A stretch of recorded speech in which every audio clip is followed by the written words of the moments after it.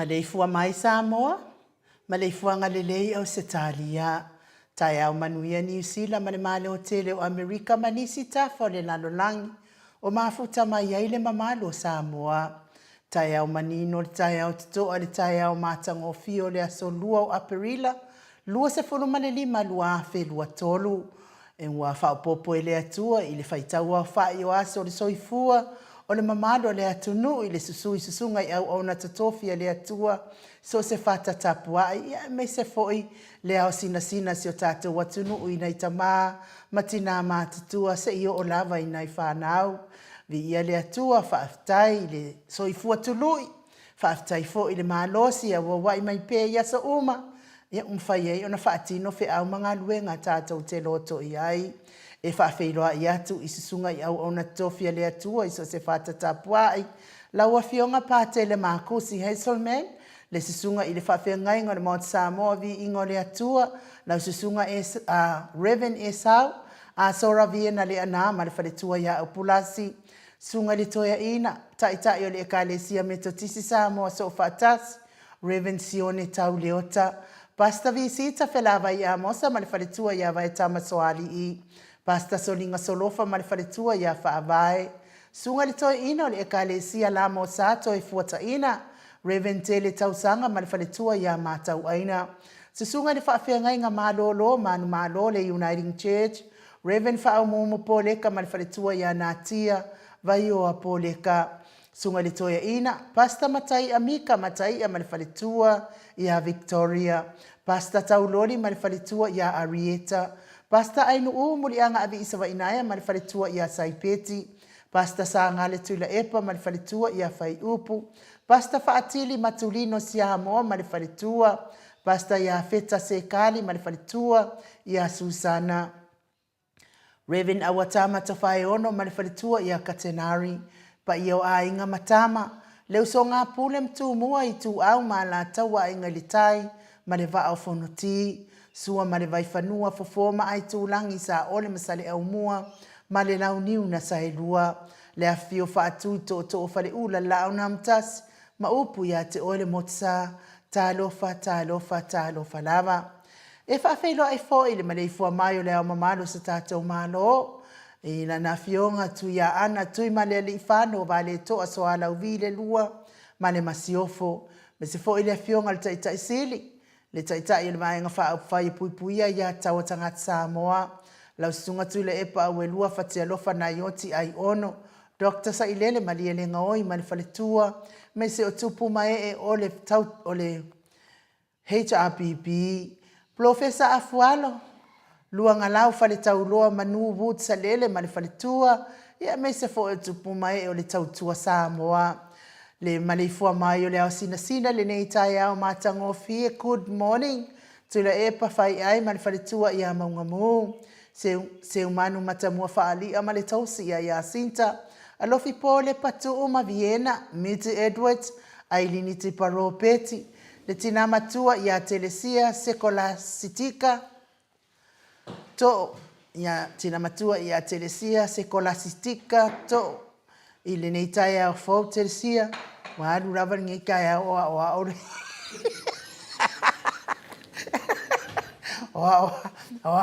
o le fale o ina o lo suafa sekolastika to ia vi ia le atua fa taitele ia te o tina matua ia mole tatalo mai fo i mole tato pokala menei ia mesele talo fa toa moa vi ia le ali fa taitele le anga le mai e ala i talsanga le mamalu le atamama tina matua le atunu tina matua ia o le matapula pe fo i se umalo fereti funga so vale fa lava au Paula Banks Julia Moli Selina Alina here me se fo i Elisabetta Marcelin good morning Maria Akiau pe fo i Sina Lay Burton le fionga ia vui Nicola Wofo mal faltua ia Moli good morning Moli Felice Tautolo mal faltua pe fo i lau fili a rona fai ngafa mal faltua le a fionga ia le malu male faltua ia fafangu le ala misa good morning ngafo pula sa lua tele mos male tausi ia Susana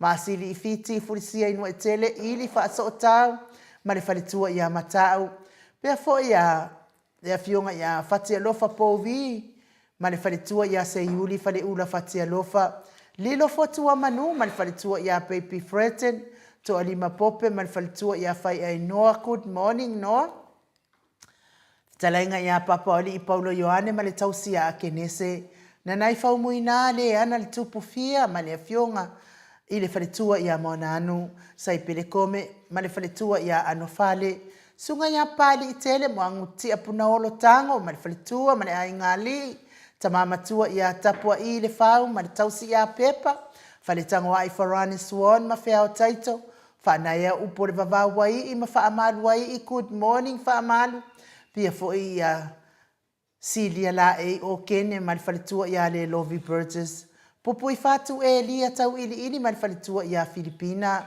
tu au pepe Josefa Setema mal falitua ia Koleti le fetalainga ia moe malota ni elutito ma le tausi ia luatimu sione haitang ma Eloisa Samoa talofa tawetia tafuasua maroini ma tautia sangala apelus se aso mal falitua ia Celestina si TV upati pe fo imati malanga o ma tupa yo le vaililingi mau moa nanu ma le tausi ia Marina fionga ia tangaloa ta se samatai a male falitua falana i pupu pani pasa fa apoi male falitua tau finga fui maona male falitua ia Diane good morning Diane mai tovi Filemoni male falitua ia mes foi maftanga tina ia tiosa fa atonu ni umata atalina patiole stawa heni au tanga vai a mau salafa to a matayo ono sai tu fanatu a mai se foi ila tina ia eti maulalo mafuta mai Samoa Solomona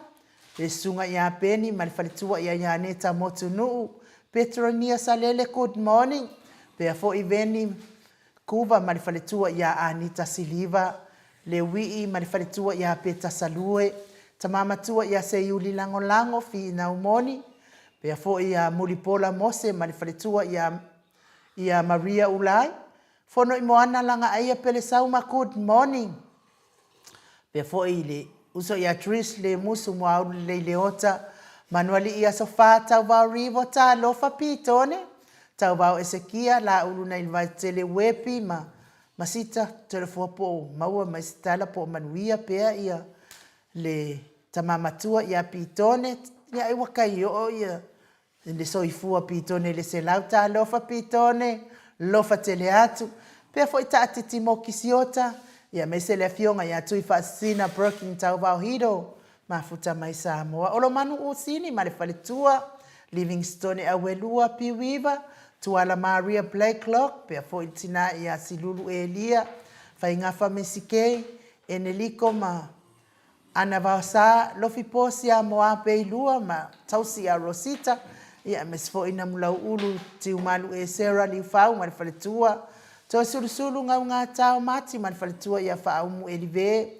Misala au ma le faletua ia situila. Tawa amitua na ifesili.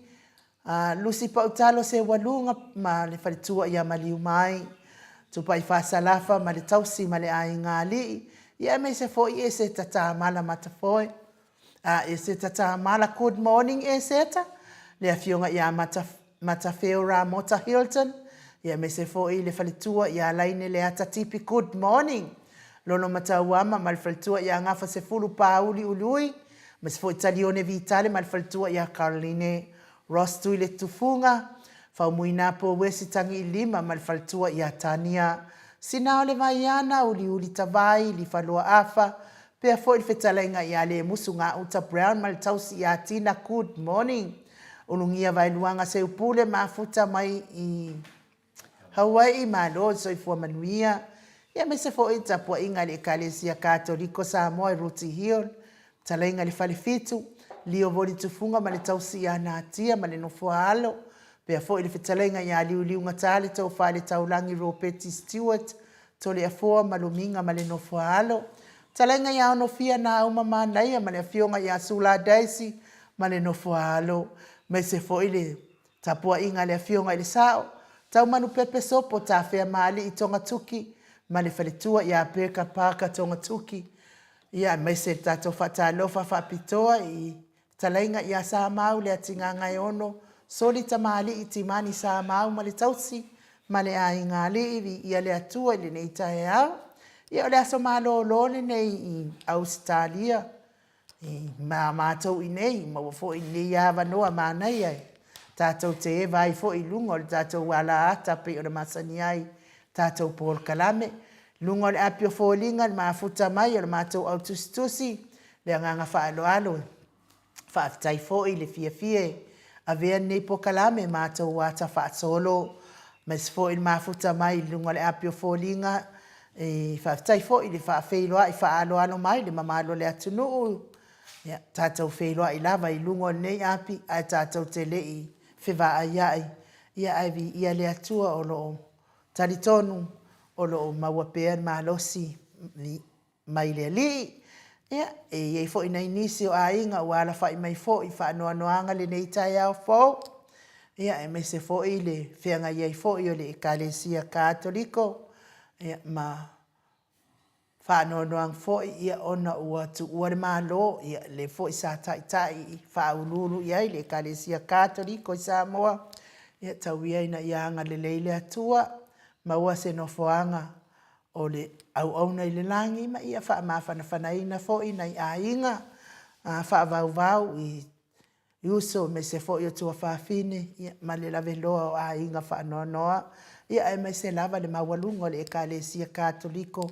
I ona i so se i ona tofinga ia fa manuia le atua ma ia mawapea le fa mawhanwhananga ia mawafo i loto tele manifina ngalo mata ngofi ia wafo i toi aso la na fionga le aki e pikupo lunga le matou apio fōlinga spirits na whafkai le mafuta mai good morning mai se le fionga le tui whaasina ia broken tau Valhiro.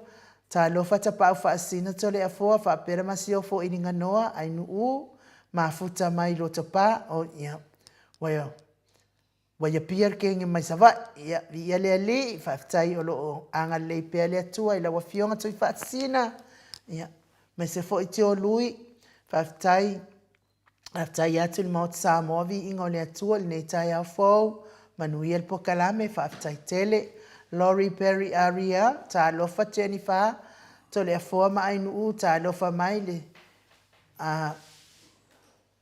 le soifua nei tai au le lei au kilani ta lofa, whaftai tele lava, manuia fo ilo waso Lori, tai mo wha manuianga. Taua Fesili, good morning, ia le atua, and my best, Josia Leao, whaftai mo tapua inga, wha manuianga, ia me se fo i talo mo tato pokalame, wha ilo ti sasa, good morning, whaftai tele lava, Hope Fiti, vai o tu fuao, Hope Fiti, vai o tu fuao, o le leino Blue Heart, lango ina le HRPP, whaftai Hope, pea fo i Sam Sela Mulitalo, leino le HRL, Blue Heart, lango ina le HRPP, fono ya kopo, tai au manuia maotawi ingo le atua la le mai o lua, nei tai au fo, manuia fo ilo wasa fono, limo fono ti, whautali talataina ma loso i fua maua, fionga to le fua mal tau sala, lo fatu lo pokalame, morning from Aukilani, manuia fo ilo waso limo fono ti, Arieta sa fiu whaftai tele, asia singa mao manuia pokalame to le fua ainu uma Mike, God bless, mafuta mai, ia me se foi le lango ina o le HRPP e ala Blue Heart. Lucia au moe wa longo, good kiki a maua leile ta unga le swa fai o Lucia fa malulua tila o fionga. Ha? Yeah, Lucia au moe ngā longo, good. Yeah, le tausalo ni maota, good morning. Have a great morning, a blessed day. Manuia pokalame and God blesses. Paftai tele lava Lucia, manuia fo ilo waso. Teresa, Matanet, manuia pokalame, ne yaso, God bless you all.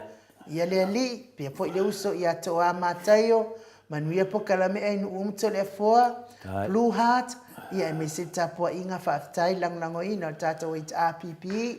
Sianava te vita ki oa sianava, so i fua manuia lau fionga le tausala ainu whapea le fionga i ato le foa, manuia le whaasoa le nei tai au, tasi lua tolu wha leila ina tutua. O Blue Heart, lango ina el papastui ma le HRPP whaftai.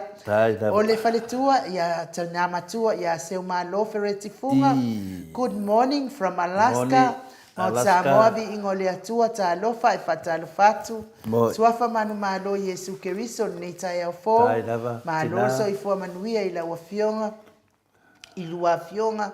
Whapea fo i Mike, malo lava le. Ia whamanuia tele le tātou pokalame nei tai au matangofia, God bless. Lo fatele atu o le tapua inga, mai se fo i o laino Blue Heart, lango ina ai le fionga le tai sili. Male vaenga wha upwhaia le HRPP whaftai tele, mafuta mai te o tina matua. Tangaloa, taualo, fongia manuia le pokalame, tau sase e tolu, whamanuia le atua, alofa atu, God bless. Blue Heart, ai mai se tapua inga vi ia le ali. Hillary e te wati, so i fua manuia sa mana ulu. Manuia fua fuanga uma o nene yaso, whaftai tele lavai. Lau ftalenga, manuia fua nene yaso. Ngi malanga, so i fua manuia le lua sase e lua.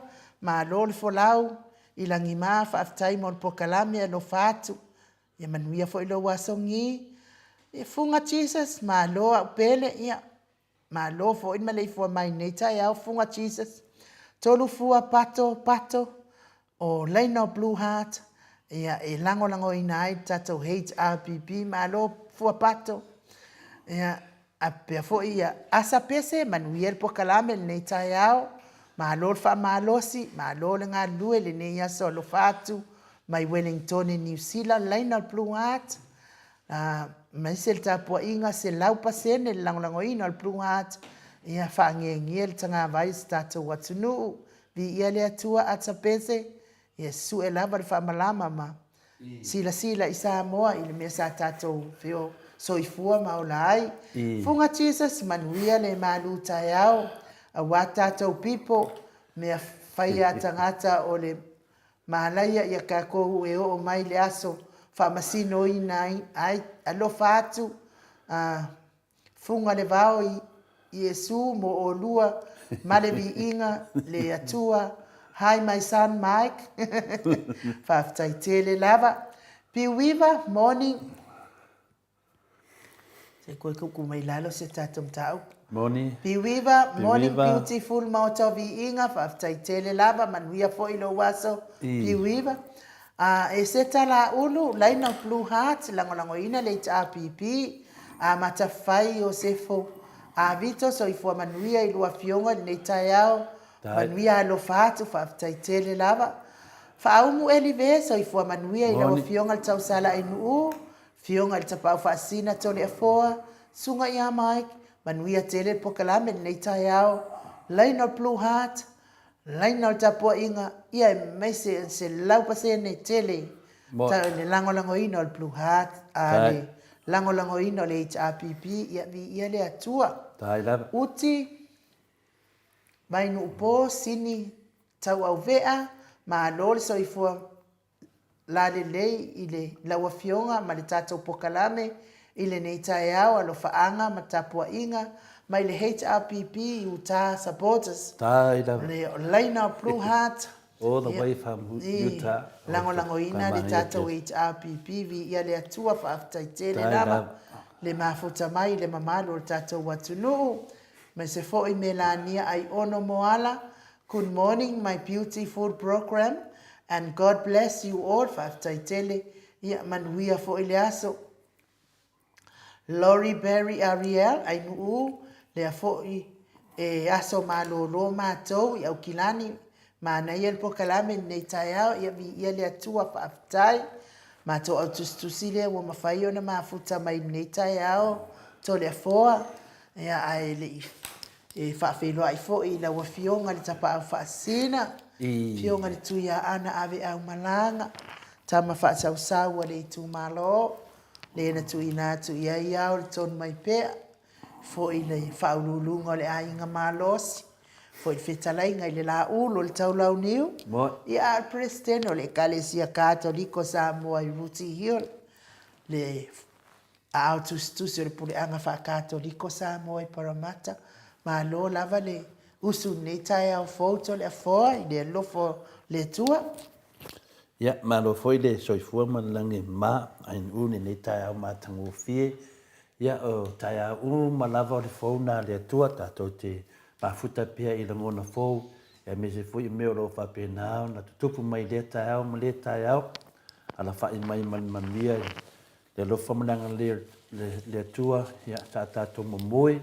Tato fafa, ia tato wala mai lunga, ia o inisi wa tuua le malopo wa sufono foi, le tato maftanga, ia meise foi, ia nisi foi ia ala pia fia me foi le tau, leso ne leso malolo, ai nu, tama natu ai foi mo meo tangata na lato finale na asale, le a finale finga tau o le nei atunu, ia Australia, ia me se foi tātou New Zealand, ia matunu lava, pe o whapitoa lava le setei mo tātou ia nei, ia whapena foi tātou i Samoa, a soa ia whamanatu ai nei tangata sa Māli Liu, ia mai e foi sa tautua, ia o le ngā o le sautonga ainu, o le sautonga, ana le ai lātou i le nganga o le tua, ia sa finau matau ia manu malu dia o tatou ai nei sa o ma o malia i le tulanga o tatou fifia i nei ma tatou mafuta i lungo nei pokalame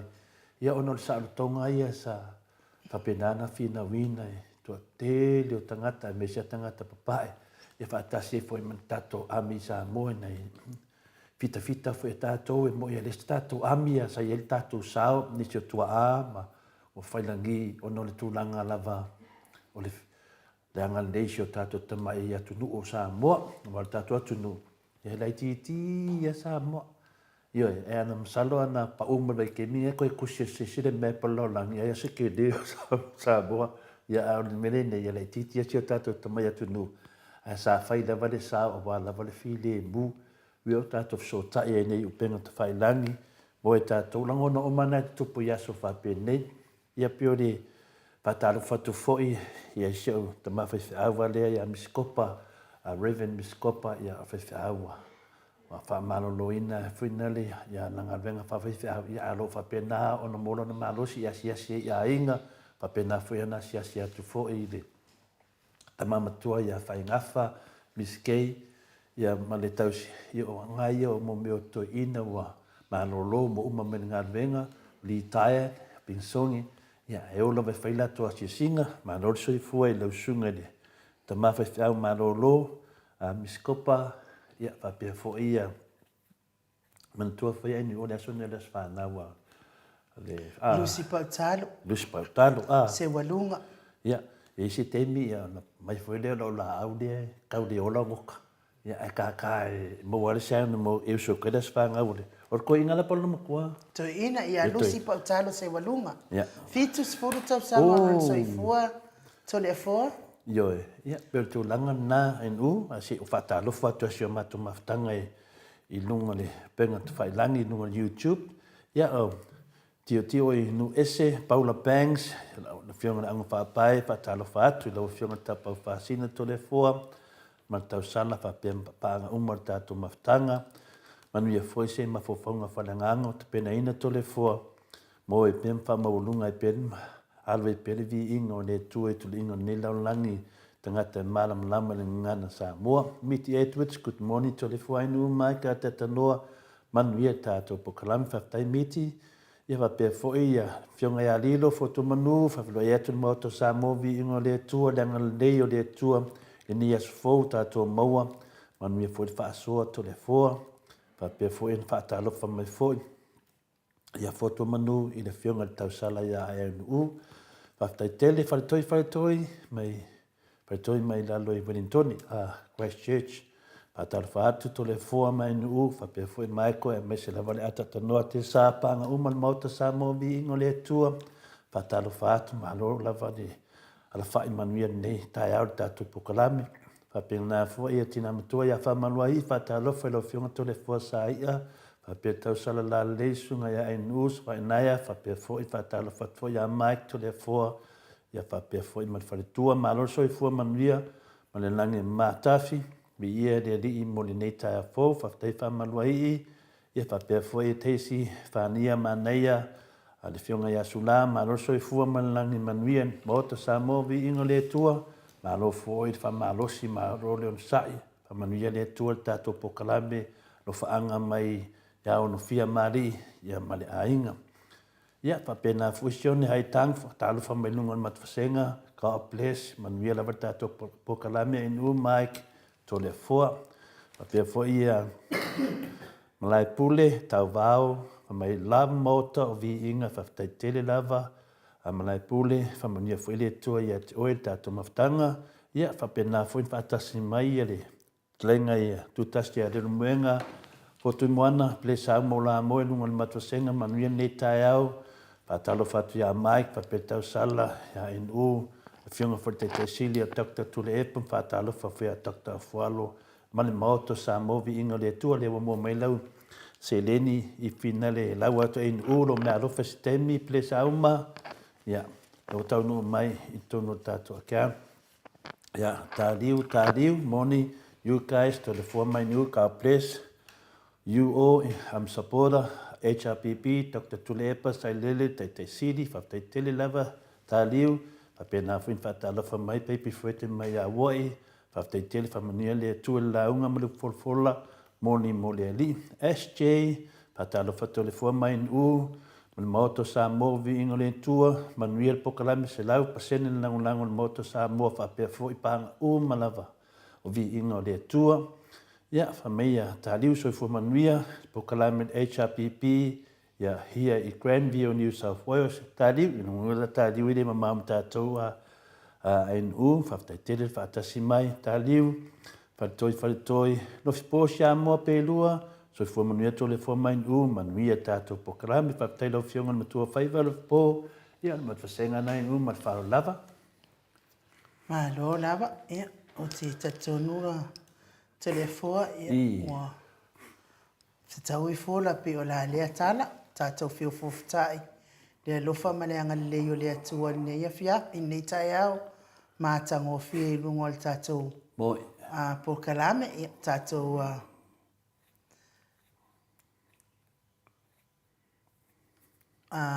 to tele mata o tusi lea o... ele se vai o matalia foi nel papli holi te tatou ola ele o ke lava inu ke le fenga venga nei se me la no mo leva no la le ia maftanga tatou Fatai, ia mafuta mai foi Willie B. Smith.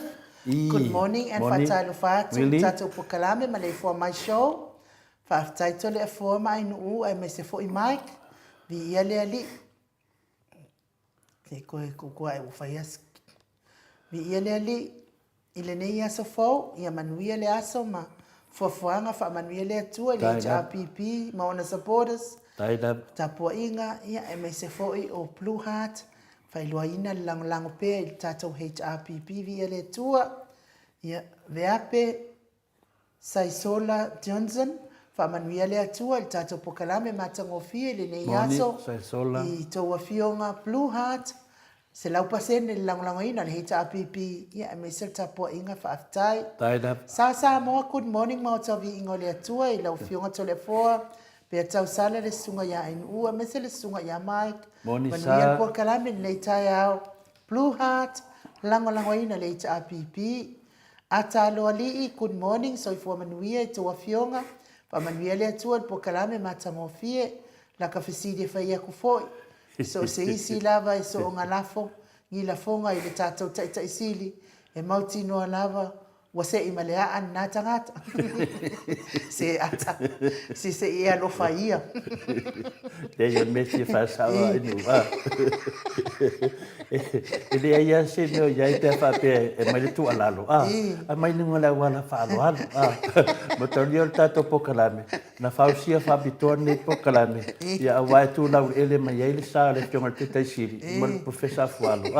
E whaamana manama le atu nuho. Wa te le na marse se wa alu lungo le. Mene o penga whailangi. Ia mela na ata.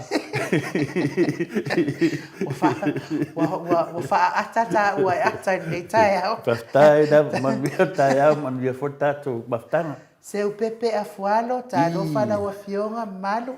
E uina inosia o lua, I tala e fai ia o lua, e pest lava o lua, mai sa o lava, e inosia e tangata, ia le atua.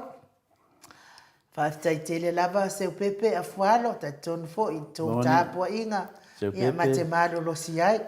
Ai anga whaape pupungi kingongi, ingi kala ua levan ko vai, me ua afa ko le a fua, ua afa makuaka.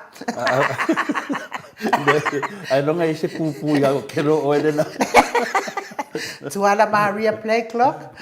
Morning tau sala au nei, mai whana wale atua, manuia po kalame, alo whātu. Blue Heart, whaangiangia le tanga vai se tātou watinu, ia vi ia le atua. Se upepe a fualo, inosia mea moni, tau ona whaailoa mai, vi ia le atua. Ia, mesfo ia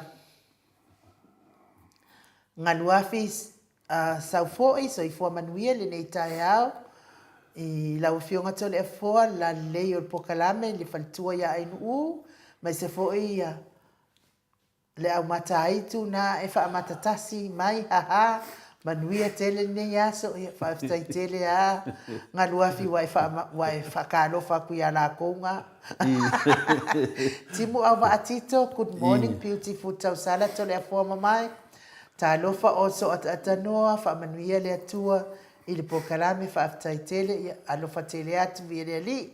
Fiti sai foloi se yuli sai fua manuia I la wafionga tole foa. Pea tau sala ai ai mese Mike. Vi le pokalame nei tai au God bless. Reina Blue Heart lango ina le tatou HRPP. Tunu mafono fale malu aso au.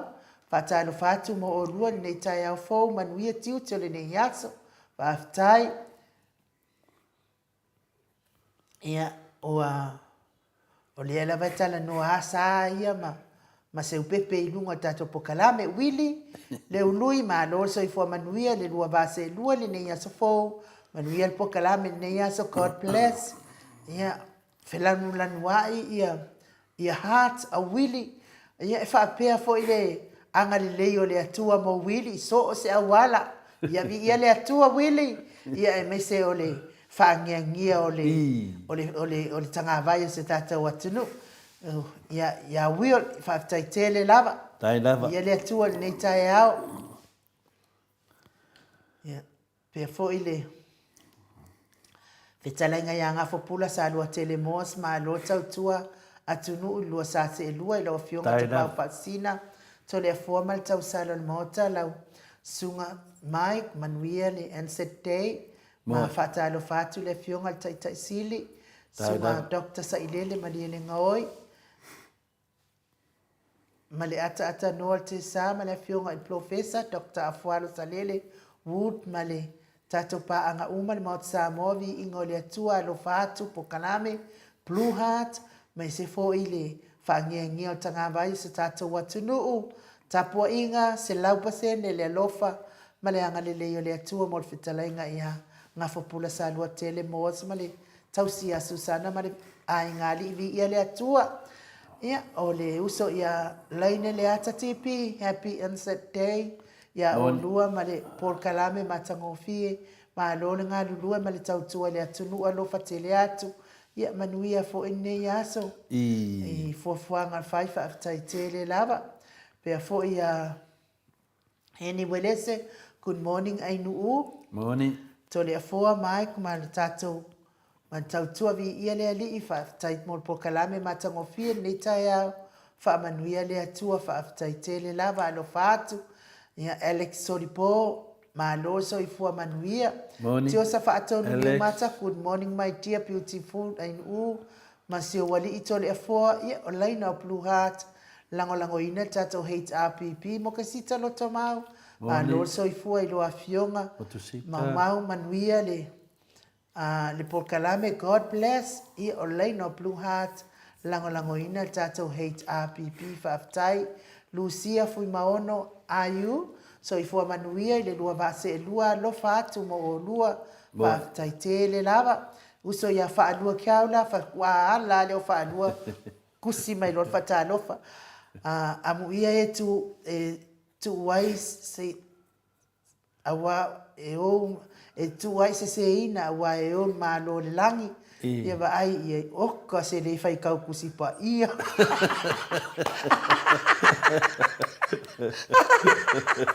yeah well if qua ala ma ya ma lo fa lua aftai tele lava ina wa fionga faltua tai mo upu fa ma fanfana fa la ai au fa ma no si au fo i tato pokanami ai o te tonu o le atato wo se vi inga o le atua tato te fellowship fa tati ai ia a o fa tau ni mai tato malu tai au ia si nanga lewa me fale tua ia pulasi ma wala ia ma le fai au fo ia po le fe ngai ngal mota mo di mela fa anga tele lava tato pokalami le tai au ia me se lava ia tai sili a Dr. Tuleepa fa pe foi atata norte sa ia masunga ia mai fa tai tele ia fa pena foi olo manu sin ya olo manu sin le wo melana fatalofa tai olo manu yo fatalofa tu tato poklame good morning HRPP supporter malo ya to sa se tolu tautua alofa tatua tunu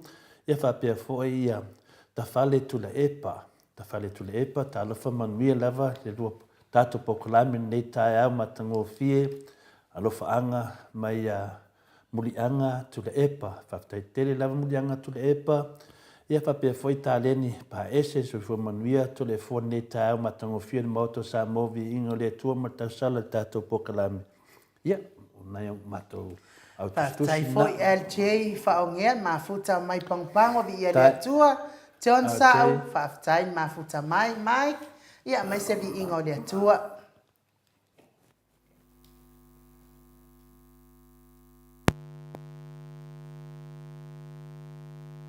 nanu na te fausia farisa mo tapua inga ile atua hol te tele mo sa ilinga seleni ai tua fo ia e kalesia ma fioanga pe a o mai taimi o whaintapo o aso fia foe.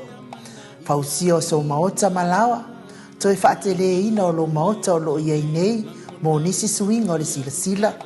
Na te fausia ina foe fale whaupopo po Granny Flat, pe a whai o iei se lao lo whanua.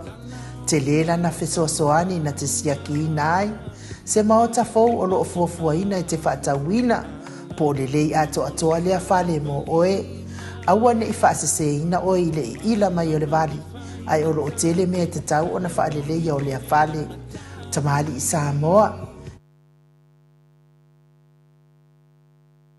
Ila mai o le vali, ai o lo o tele mea te tau o na whaalelei o lea fale, tamali i Samoa.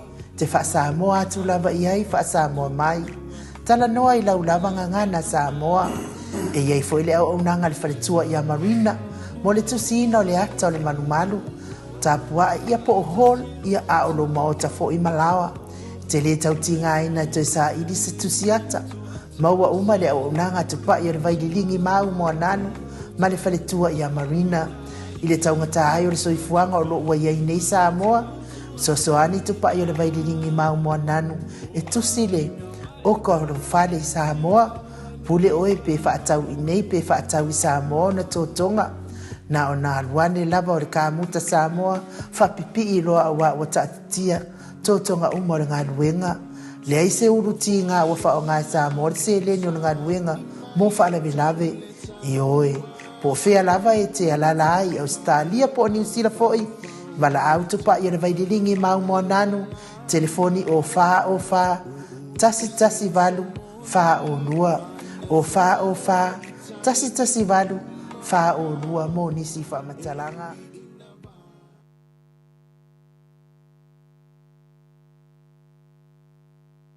Ele suafo Yesu. Amen. Ele está com a rena e a fantasia coral da feira do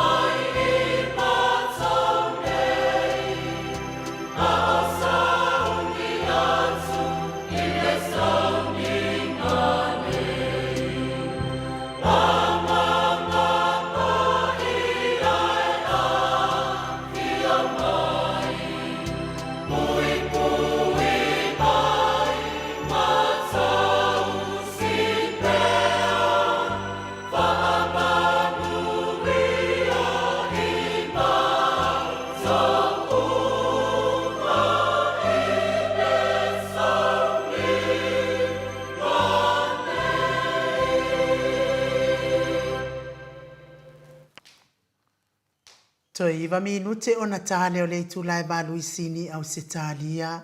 Le vi ingo le atua soifua na o te ufafonga mai ai.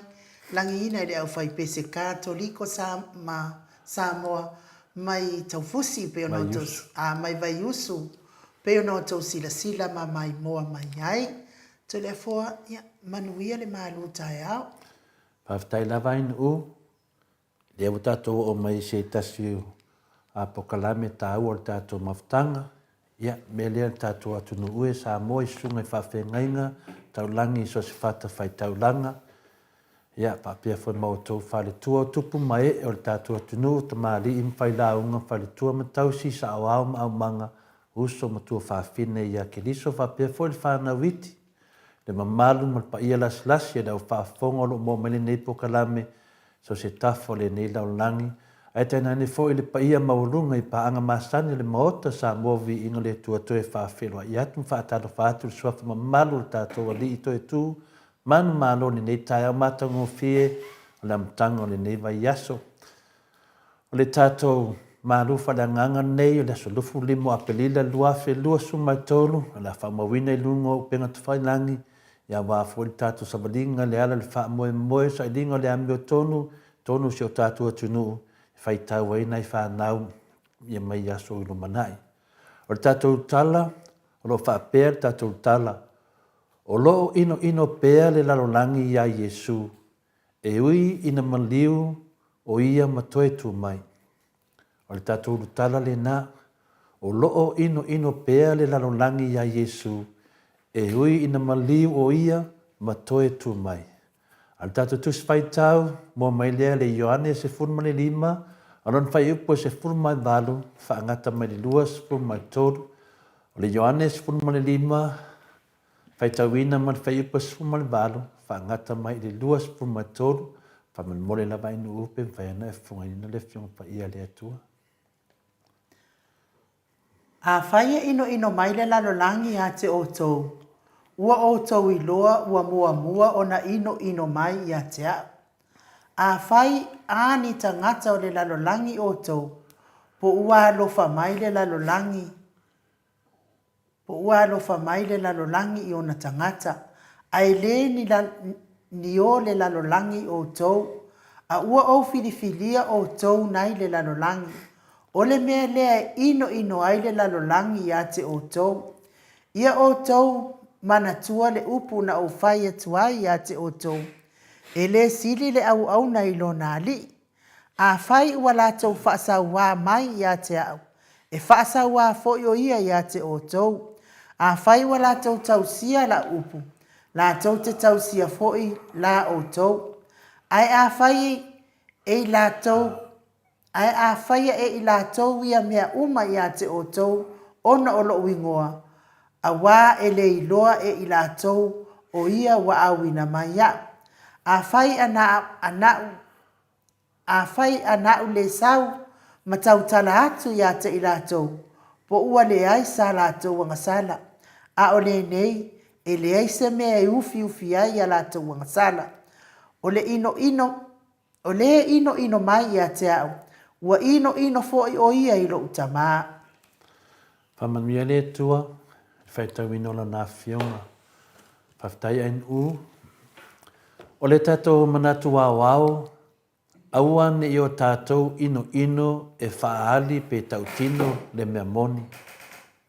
Aua ne i o tātou ino e whaali pe tautino le mea moni. O le tātou urutala na o loo ino pea le laulangi ia Yesu, e ui ina maliu o ia matoe tū mai. An manatu wāwao, aua ne i o tātou ino e whaali pe tautino le mea moni. O le nganga o tātou manatu o tū, po le manatu wāwao foi, e tū whaatasi. O loo mai ini mea tā ua lawa e wha manatu i tātou, ma mea e au na tātou whaali. Ma tautino atu mea moni. Le rea tātou tu spai tau lea, si o tātou tatanola i titi lava, ia po le ase whi au tā ua mo tātou lava mo nei tai au. Na iei se taimi na e manatu ai, pēna langona ai, o lo iai se tangata, poni tangata fo i e le fia ia te oe. A whai la o lo e mautinoa o lo iai tangata e le fia ia te oe, o lo na winga o tangata na o lo o ino ia te oe.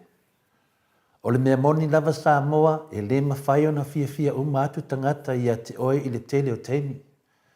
Ma iai tangata e fia ia te oe, e iai foi tangata e le fia ia te oe. O le nā tula po le soifuanga masani i whare tangata. Tātou te whiri tangata, tātou te fia iai ma ave eil i lātou ma tātou wō. E ei tangata e te fia iai, e iai foi tangata e te le fia tala noa iai. E iai mawhtanga e te fia tele e te awai atu iai. A iai foi wharapatonga po mawhtanga e te le fia awai, a wā olo e loa tu lava ma mauti no le lei, le whaasi umutua oe, ia po le ino fo ia te oe. A ino pe sia oe e ni tangata. O le isi la sanga e whaatino ai lo la tau ita tele po la tau ino ia te oe, o le wha o le se leanga matu ia po le oti fo ia te oe. Nei langona na tātou te tatano ai, e whapena fo se langona mauti noa po le whi au tāua lea e tau mori mai le vahenga o le tusi lea sa tātou whai tauina i le Ioannes 5, aron whai upo suman vadu whangata mai lu suman toru. O le whetalainga tu sa o Yesu i ona soo e ino laulangi ia te i lātou ona o ia. Vahenga le nā e se le tāua le tātou so o ino tangata i le au soo ona o Yesu. E whai pasuman vadu whai mai. A whai e ino mai le laulangi ia te o tōu. Ua o tōu i loa ua mua ona ino mai ia te au. Man nino lele sanuanga pa le petalainga tu sao a Yesu i lana au so. E ino le laulangi ia te i lātou, a wana lātou mua i ino le li. E leo se mea la e te tau ona whawhetai ai o le au so opo se mea lātou te whetai ai e mani whainga tāma pupua ngai lo manai. Ono mea moni lava, o le taimi lava e tutu atu ai le au so e moli mau ia Yesu ma le tara lei o lo lātou te e atu fo i lea i le lalolangi. Mai le manao le lalolangi e te e atu ni tangata ia te i lātou i o lātou manatu malangona. Ai mese ia lātou ami o leanga. E ta tau le fasili Samoa, o ai le lalolangi lea e whetala i Yesu na mua ino mai ai a te au. O ai tangata lalolangi lea e whetala i whaapito i ele li. Ia ta ilo po le aso tali, ale tali le moto Samoa vi ingo le tua, o Samoa, o le lalolangi o Samoa. O e le o ia ke liso, ia pe whapewhea foi, o tangata e le tali tono moni ma muni tai le tara le ia ke liso, po o le tūspa ia. O la tau ia o lo ino pea i le rii, whai mai le lua koronito alo na mtau pe lima whai pa suma le fitu. O le nei, a whai o ia o ke liso se tasi. O le tangata fōwia, o mabai le ora tuai, whauta, o mai le ola fō. O mabai le ola tuai, o lona winga o le lalolangi tuai, le lalolangi po tangata na sa ino ia Yesu. Ai se ana lātou ino ai ia Yesu. Ai se ana ino ai le lalolangi tuai, lalolangi le sei e leni o Roma. Ai meise lava i utaia le au farsaio matusi upu ia Yesu. Fetalai Yesu i ona soo i le Ioane fitu, alona fai upa i fitu. E le mawhai e lalolangi ona ino ia te o tou, ai ino mai ia te au. A wā o te moni mau iai ua leanga ana amio. A wā o te moni mau iai ua leanga ana amio. O lona winga, o lo tau tino mai Yesu, wha peo na iai le fionga pa ia le atua. O le mea lea, na awina mai ai iau, e lo ta maa, ina ia o moni mau iai la tau amio leanga. Ina ia o moni mau iai la tau whainga wha atia Apolo, male pepelo. Samoa, O le mafuanga tonu le na ino ai le lalolagi tuai ia Iesu. Ma latou taumawhai malosi ai loa e fasioti ia te ia. E mumusu e whaalongo ia Iesu ma lana mori mau. O le lalolagi a mio leanga po le lalolagi ang sala. E mumusu ma ino e whaalongo e le upu po le mea moni mai le atua. E ino ma mumusu e fia whaalongo e tō lau ta itasi ma whaamanino atu i ni tangata la atua mio leanga ma lo la tō sori ino o tu la fono ma polo inga le atua. O mumusu ma ino le lalolagi po tangata e leo ia ke liso e whaali ma tautino le mea moni mai le atua e ala ia Iesu. O le lalolagi ang sala. Peitai, whai mai la apostolo Paulo, o le nei a whai o ia ke riso se tasi, o le tangata fauia, o ma vai leo la tuai whauta, o mai leo la fau. O lona winga, pau nei o tangata lato te mawhai, ma wai iai le loto tele mai le li, lato te whaali e tuai ma tautino atu le mea moni laulangi i le taimi nei. O le whetalainga Iesu i ona soo o lo i le vaenga muli o le whai upa sumu le iwa, a o le ni o lalolagi o tou, a ua filifilia o tou nai le lalolagi, o le mea lea e ino ai le lalolagi ia te o tou. O lona winga, o tangata keusiano uma o lo ia ke liso, o tangata ese. Po ni tangata mai se isi pāne, e leo ni tangata o le ke lopo po lalolagi le nei o lo tātou iai. E fasio tia fo i lātou whaapei o ia. Ona a lātua mio ma le whamaoni i mea uma na ia whaia. O le mea moni nawa Samoa, e ni ai se tangata keusiano moni, e fia mata pe fia vaai taimi na fasio tia ila au apostolo. Po so o Iesu, ono o le tala le leia Iesu, na lātou tala ina. Na matua whaati ina, whaatau anga ina, whetongi maa, se i o ina mari liu. Fasioti le pelu, ma le tau, na whaasa taulo, ma mari liu uma whaape lava na maliuti ngai na ai o Iesu. Ona o le upu moni ma le tara lei a Iesu ke liso. Se vanga na ai o ane le so o alofoina, na whaunu ua i le motu o pātamo, muri ane ma maliu e lava o ia e na ua toe ina. Ona taunu ai leo le upu o lo o tūsi e le whai upu e lua se fulu, ia o tau mana tua le upu na au whai atu ai a te o tau, e le sili le au ona i lo nali. A whai la tau whasawa mai a te au, e whasawa fo i a te o tau.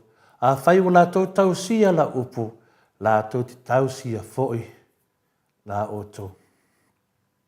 Ia Samoa, o le manatu au au le tātou whaasoa, po le tātou maru tāau mo ne tāau, aua ne i o tātou ino e whaali pe tautino le mea moni.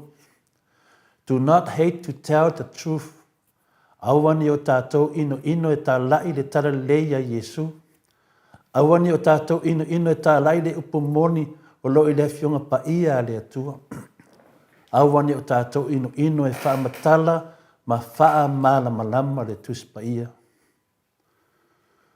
O le tatununga nā o le maota Samoa vi inga o le atua, o le mau ta atele o lo i loto ma nganga o tangata Samoa uma o Samoa o le atunuu Kerisiano.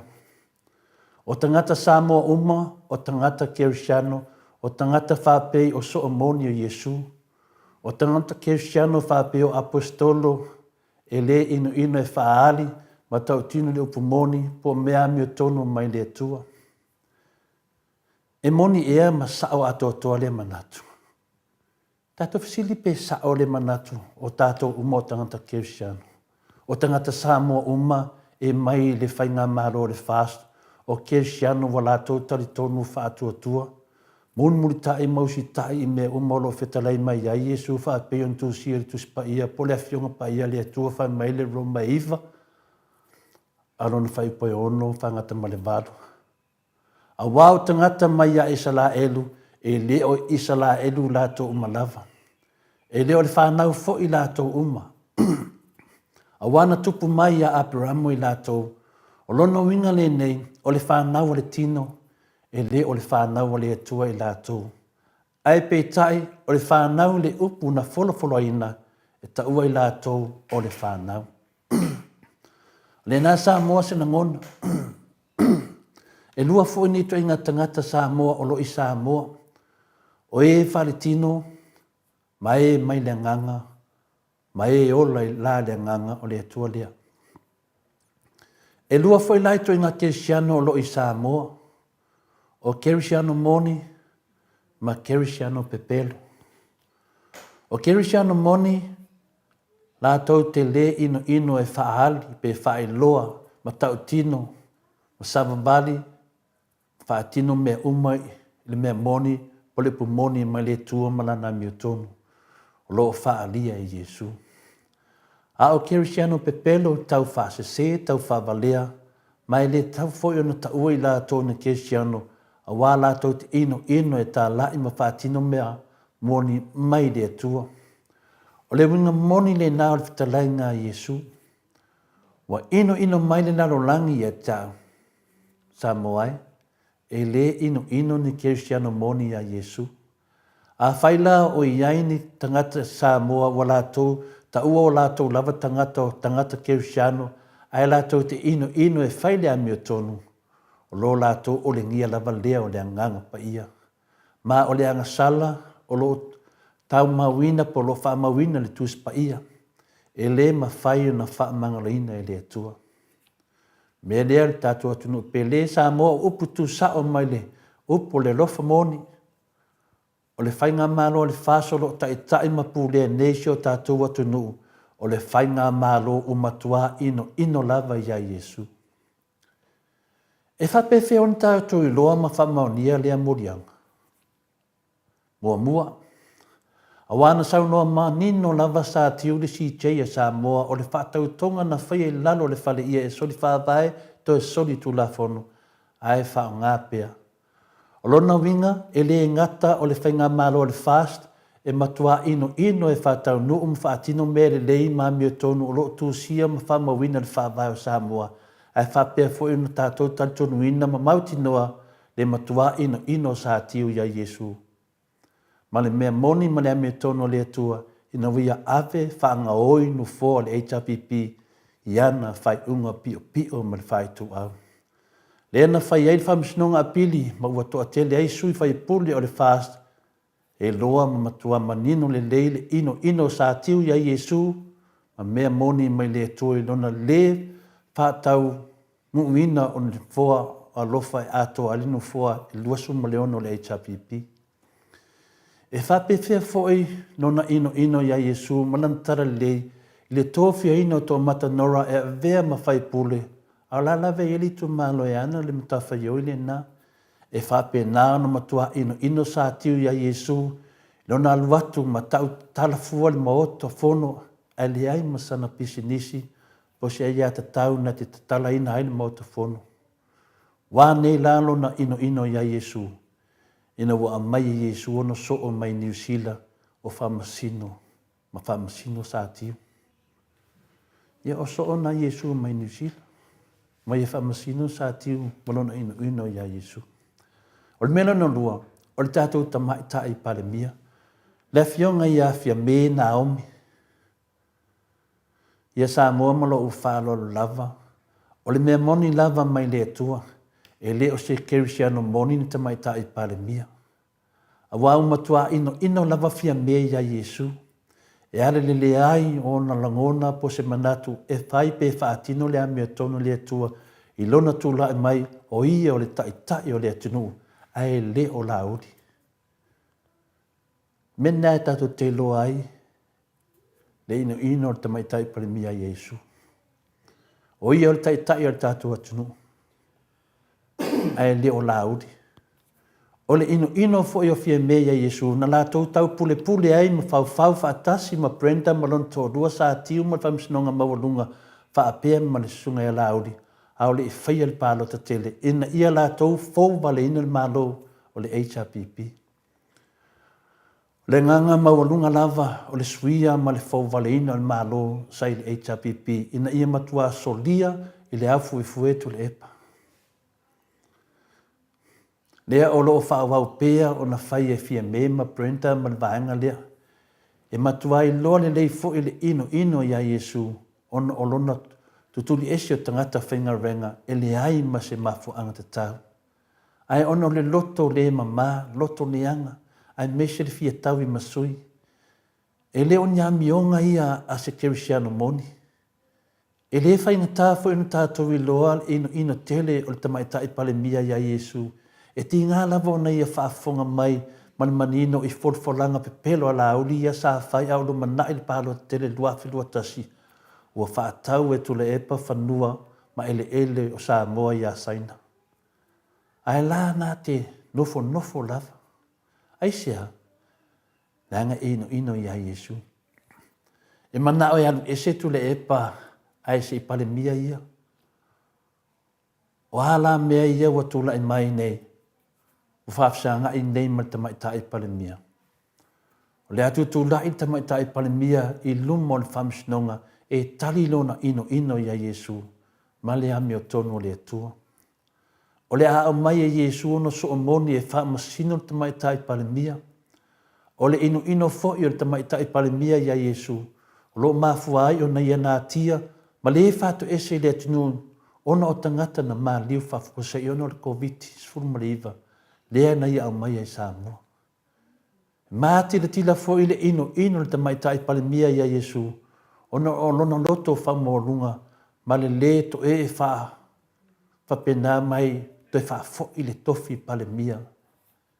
I le atua ma Samoa. O le tofi pale mia.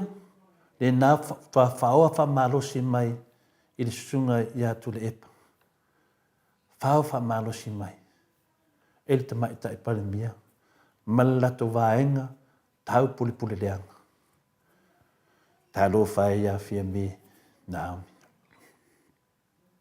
Lona tolu, o le fionga le whonga whitalai, o le moto Samoa.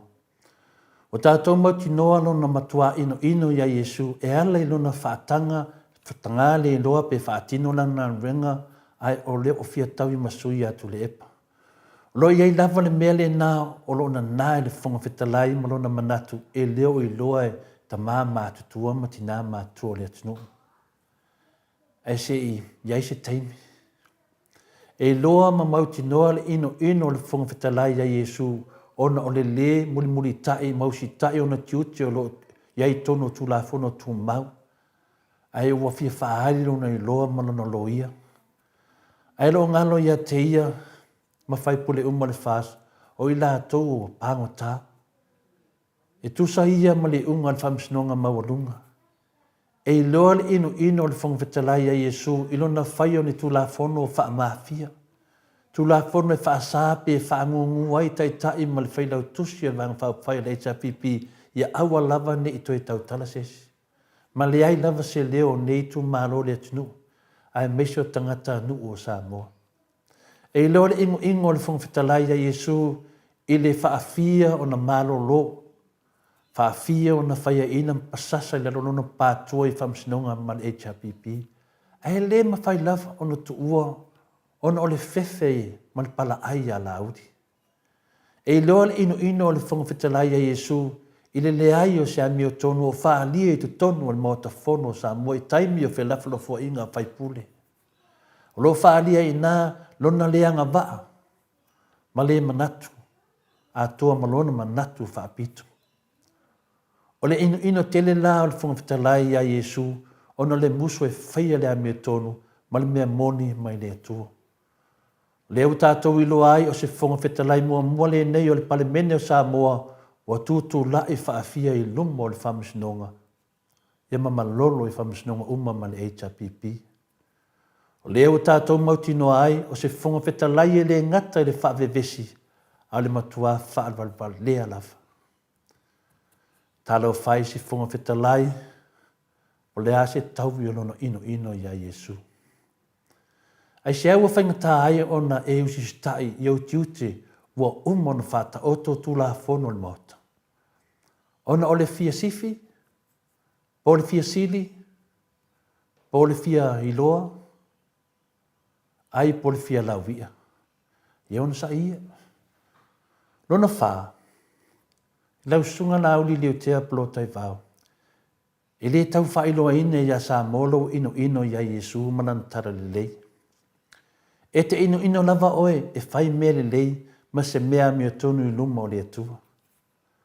Sae matua whailoa lava lo ino ia Yesu i lo tau tō pe pelo i lunga o le awhionga pa ia le atua. O lona winga wa e ulangia le atua. Talo whai la uli atu oe. Wa e toi ulangia fo i le atua e ala i lo whaunga aina le ta tau o le suafa ma malu ma le pa ia o le atua i lautanga vai wha atua i le atua Samoa watasi. Oka o kai. So ino le atua. O se manatu le popoi, le iava, ma le fefe. Ma tautia le nei a Samoa atua wa whaalia le nei tangata o la uli le atua. Talo whaine ne tangata ma si unga matanga o le hao o iai. Matua matira tila lava ma whai ma mata le ino le ne tangata o la uli ya Yesu. Iana fulfulanga pe pelo le atunu e le ngata le taimi au le whaia le whainga palo tele tausanga lua fe lua sumatasi. Le wala tau taita ina ai ma pu lea Samoa wha sori wha vai to e sori tu la fono o lea lava e wha wau pea. Te ofo le mama o le tangata. Te ofo le sanga pe pelo ma sanga pe pelo pe le atunu. La auli se itali mai lava i fesili le nei e tasi. Ai se awa e whaato e se ai i le atunu i lau pe pelo. Ai se awa e le whaato e se ai le atunu i lau pe pelo ma tau tia lea na se tia ai le varus pulpasene le ivas pulpasene tangata Samoa ua whaatau e tula e pa whanua o Samoa ia saina. A o fia me na omi le nā sa ngafa manutanga renga le nā. O ai o lua e sili lana pepelo. O le nā la auli le sili. Toi whaafonga mai. Na e whaato ese ia Samoa i le nā pepelo o sa aurua whaia ma fia me. Male mautinoa ina ia lua manu malo ai le whainga pālota. Ia Samoa ma le whaaru lava. O le awhangata i le tātou malu tae o le nei tae au matango fie. O le tātou taimi whaatu. Ai o te toi whaafonga mai foi tae au. O le ato e whauau atu tātou whaasoa. E manuia lava nei yaso. Manuia fole NCT. Tai lava in mo le avanoa.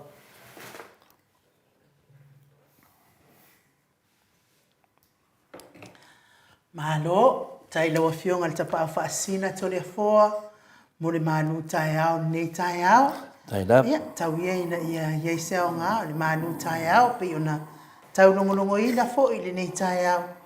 Ia, i le tātou le fia pia lea ia Yesu. E ala ia mionga tātou te whaia, tātou umalava, ia. E au ngā le manu tai au, e to e tapu e hai, lo tātou wola whale nganga, whaio whale tonu.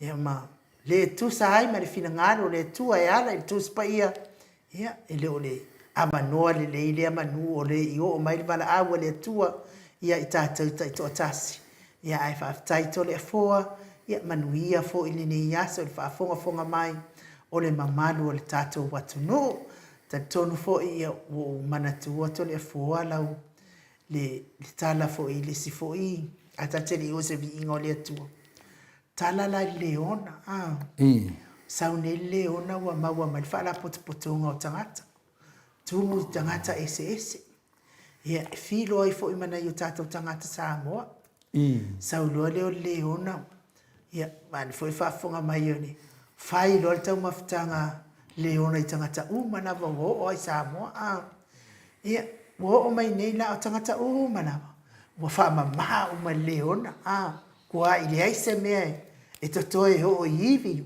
ne uma ai o mai noi tanga Samoa e na o mutu wala e fesidi lo le ia leo o le si i leona o le ale me o le tau mafa umaia ai fe me maltani leona le ai e wa o te fia te faila o tau maftanga i tangata la to te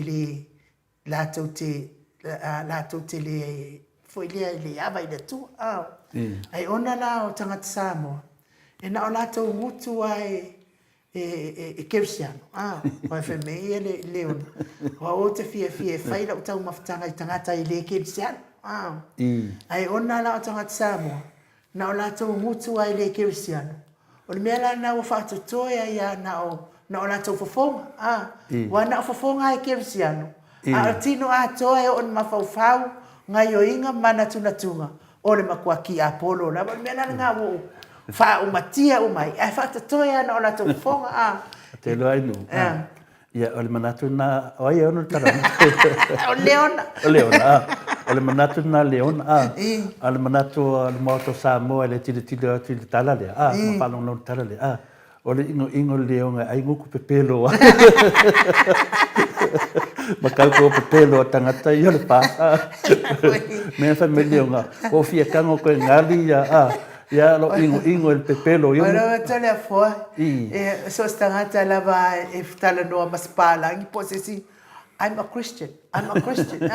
Nga umale upuna tate va sorry. Akala via fa mkala ngai. Manatu a finale atua ia lo sa no ngai no. O le tituluna leonga i sai ia so. A leona ia so nei o le ingo ai nguko kakakala pepero. A wale le tole a foa mai. Ia mai se vi ingo le atua tatou salani e fo ila na a fiongo pa ia pe on tatou fa fonga ia fa nongolongo ia nei tai hao.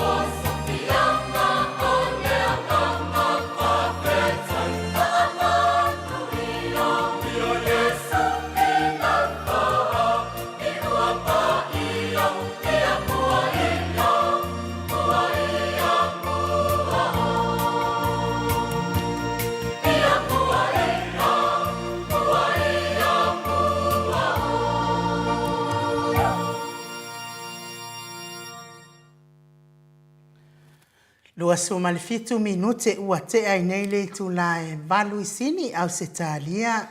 Le vi ingo le atua soifua na langi ina le au fai pese katoliko. Mai farise lape o no tau silsila. Ma mai moa mai ai. Ia tole foa, ia atatou tele I atu le aso soifua. O le tamama tua ia lusi pautalo se walunga. Ia ese fai atua se tala le ia Rico Monga. Femei Rico Monga. Welcome to Faleolo. Ia okay Rico. Fai tau vaenga malava. E o lore kei mea rua koe e Faleolo. Ia tau atu lore I luga. Tau ai male. E whaatari mai ni whawhea o atu la ua fionga. Ia wa peia ni o sko Faleolo ali. Vai ke ua mama se muko se si. Vai ke ua makai pongia se si. E whea kure ni wheika ia Yesu a whea mai. Pa man mole ia, o le matu wasenga la. Seo ti tile o tole matu wasenga inu. O le vevesi man matu wasenga. Pa man matu wasenga desi tangata lea. O pa le suafar tangata lea. Se koe kiki a se koe mo. Pa mole anu. O le mea whaila o tala whaineni nei tangata. A leo mo me le suafar lea.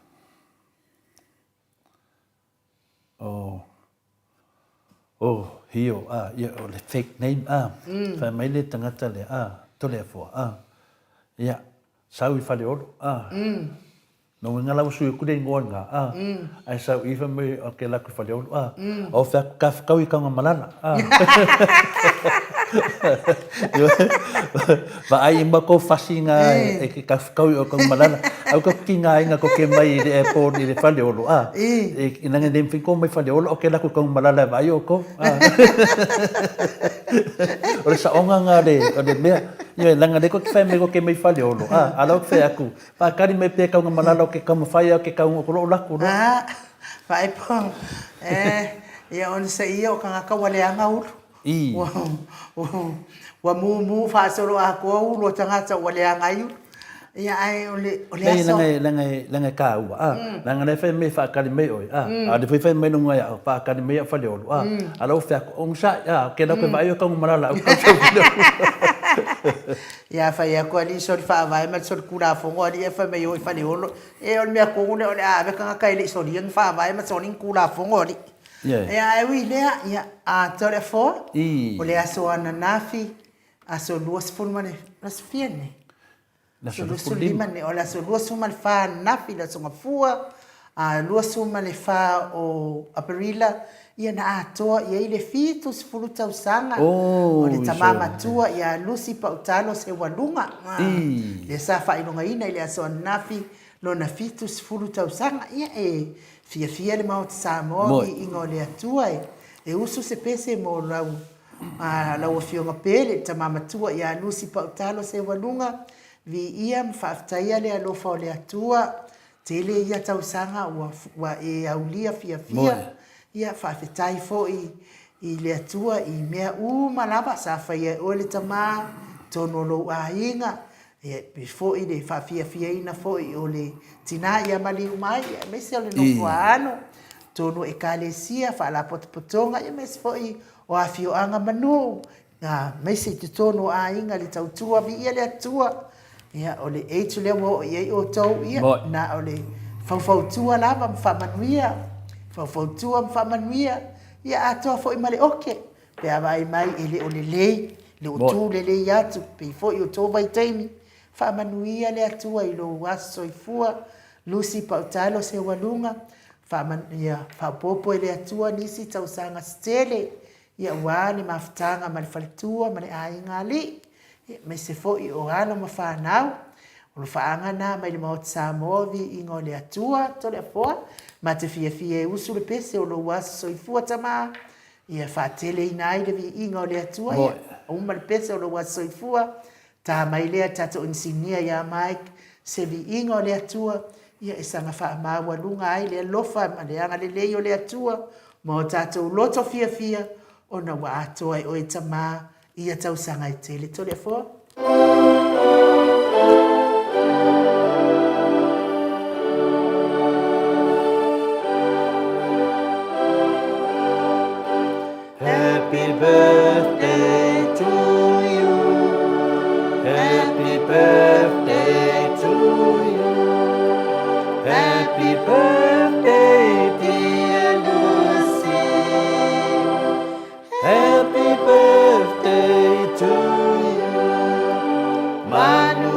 no wasofana. Manuia no wasofana. Manuia no wasofana. Matala se walunga. Manuia le tua. Hip hip. Hey, whamalia te lele atua. Aso soifua. O le tama ia lusi pa utalo se walunga. Fitu se fulu tau sanga o lona soifua. Mai Brisbane au se talia. Mai se pese na ia walofa atuai.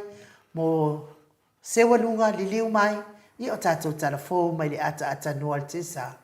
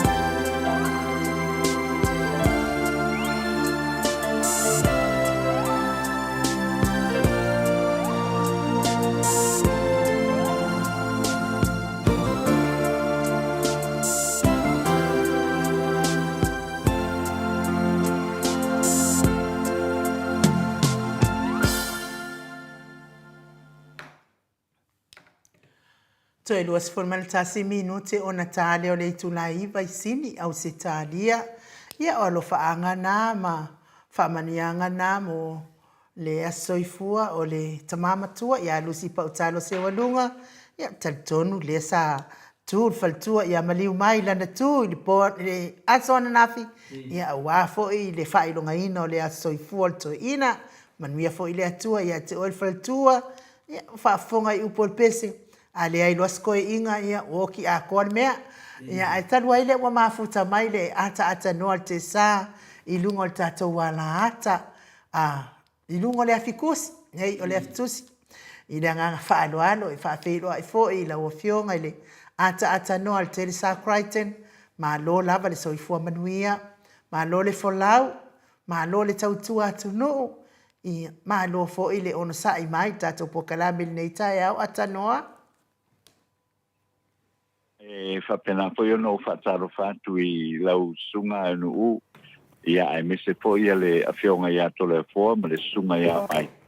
Ia vi ele lo fo le tua u tātou toe ta pai fo I le liva engo le tai au. Ia au whanga solo pea ia le polkalame o le Maleifua mai Samoa ma Australia ile ni fo ia so fau. Vi ai le lofa malanga le leo le tua. Vea fo ni ia avanoa. O te whatalofa atua I foi I le paia maulunga o le tātou o tunu ui so se tafa o le nei lalo langi. E le ngata o se talia ia o Samoa nei ia whaamena foi Amerika ia Maleifua ma isi e tunu o lo maua mai e le tātou polkalame. Ia I le nei foi ia so fau whatalofa atu I le pule mamalu ia lii mawhai pule ia ele ngata I lea o saoao ia malosi o le tātou tunu whapefoi ia palitua matausi ia mātou te whatalo whatu mai Samoa I le nei vaenga o le tae au. Ai malo le soifua ma le rangi e mamai le nei tae au ai anu uma tole fua. Ia, tātou tau whai whamalo I le alofa ma le anga leo le atua. La wafionga le ata noa te sa. Whafonga fo I le mamano le atunu I tupu mai. Mai se fo I tapua inga le au sina. Ia se I o lava I se fia le pokana menei.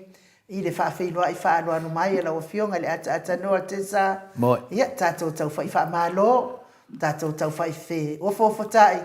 I le anga le lei whai peo le atua mo tātou. Tole a fua?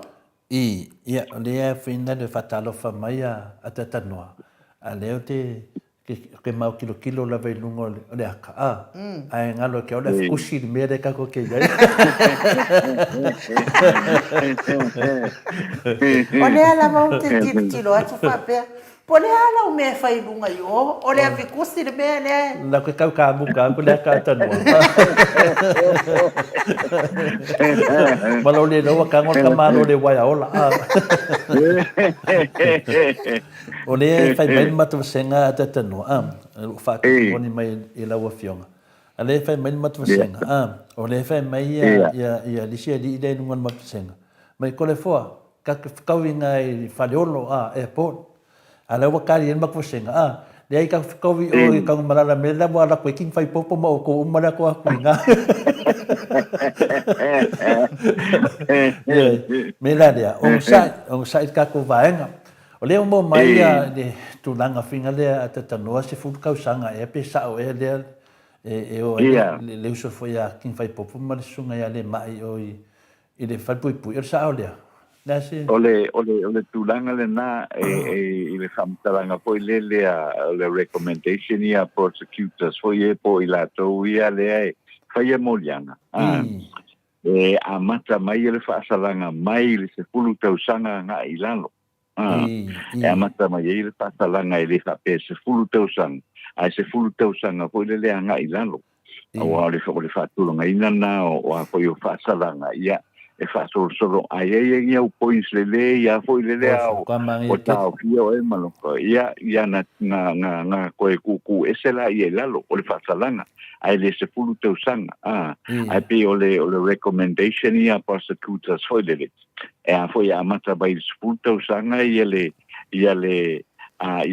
whaasalanga ia na whaasolo mai le lalo ia me pea po se ono fitu walu tau sanga ia o le tulanga na o le ai ai le fa pea o le tau sanga e o tulanga tonu ale na le e a foi fanga solo ia le a foi le matau ia ai e a foi o tulanga na le ia le tilo foi ia le fa salanga foi o ai foi o ila ua ia Samoa i le tau pule foi le fa o le o Chile i le a foi te tai o le tuangai pa wale me ta o foi le talo sia tuli le fa salanga Samoa ma le fa maon wa le mele na awai pe na o pe le yo o na o le tau pule o le mea ta si le o ye le nga to ma le roto ato e fai ma fa tau nu ia le soli na tula pono paula le me ta o foi le mo o Samoa po pe fia lava tau sanga pe par pe iva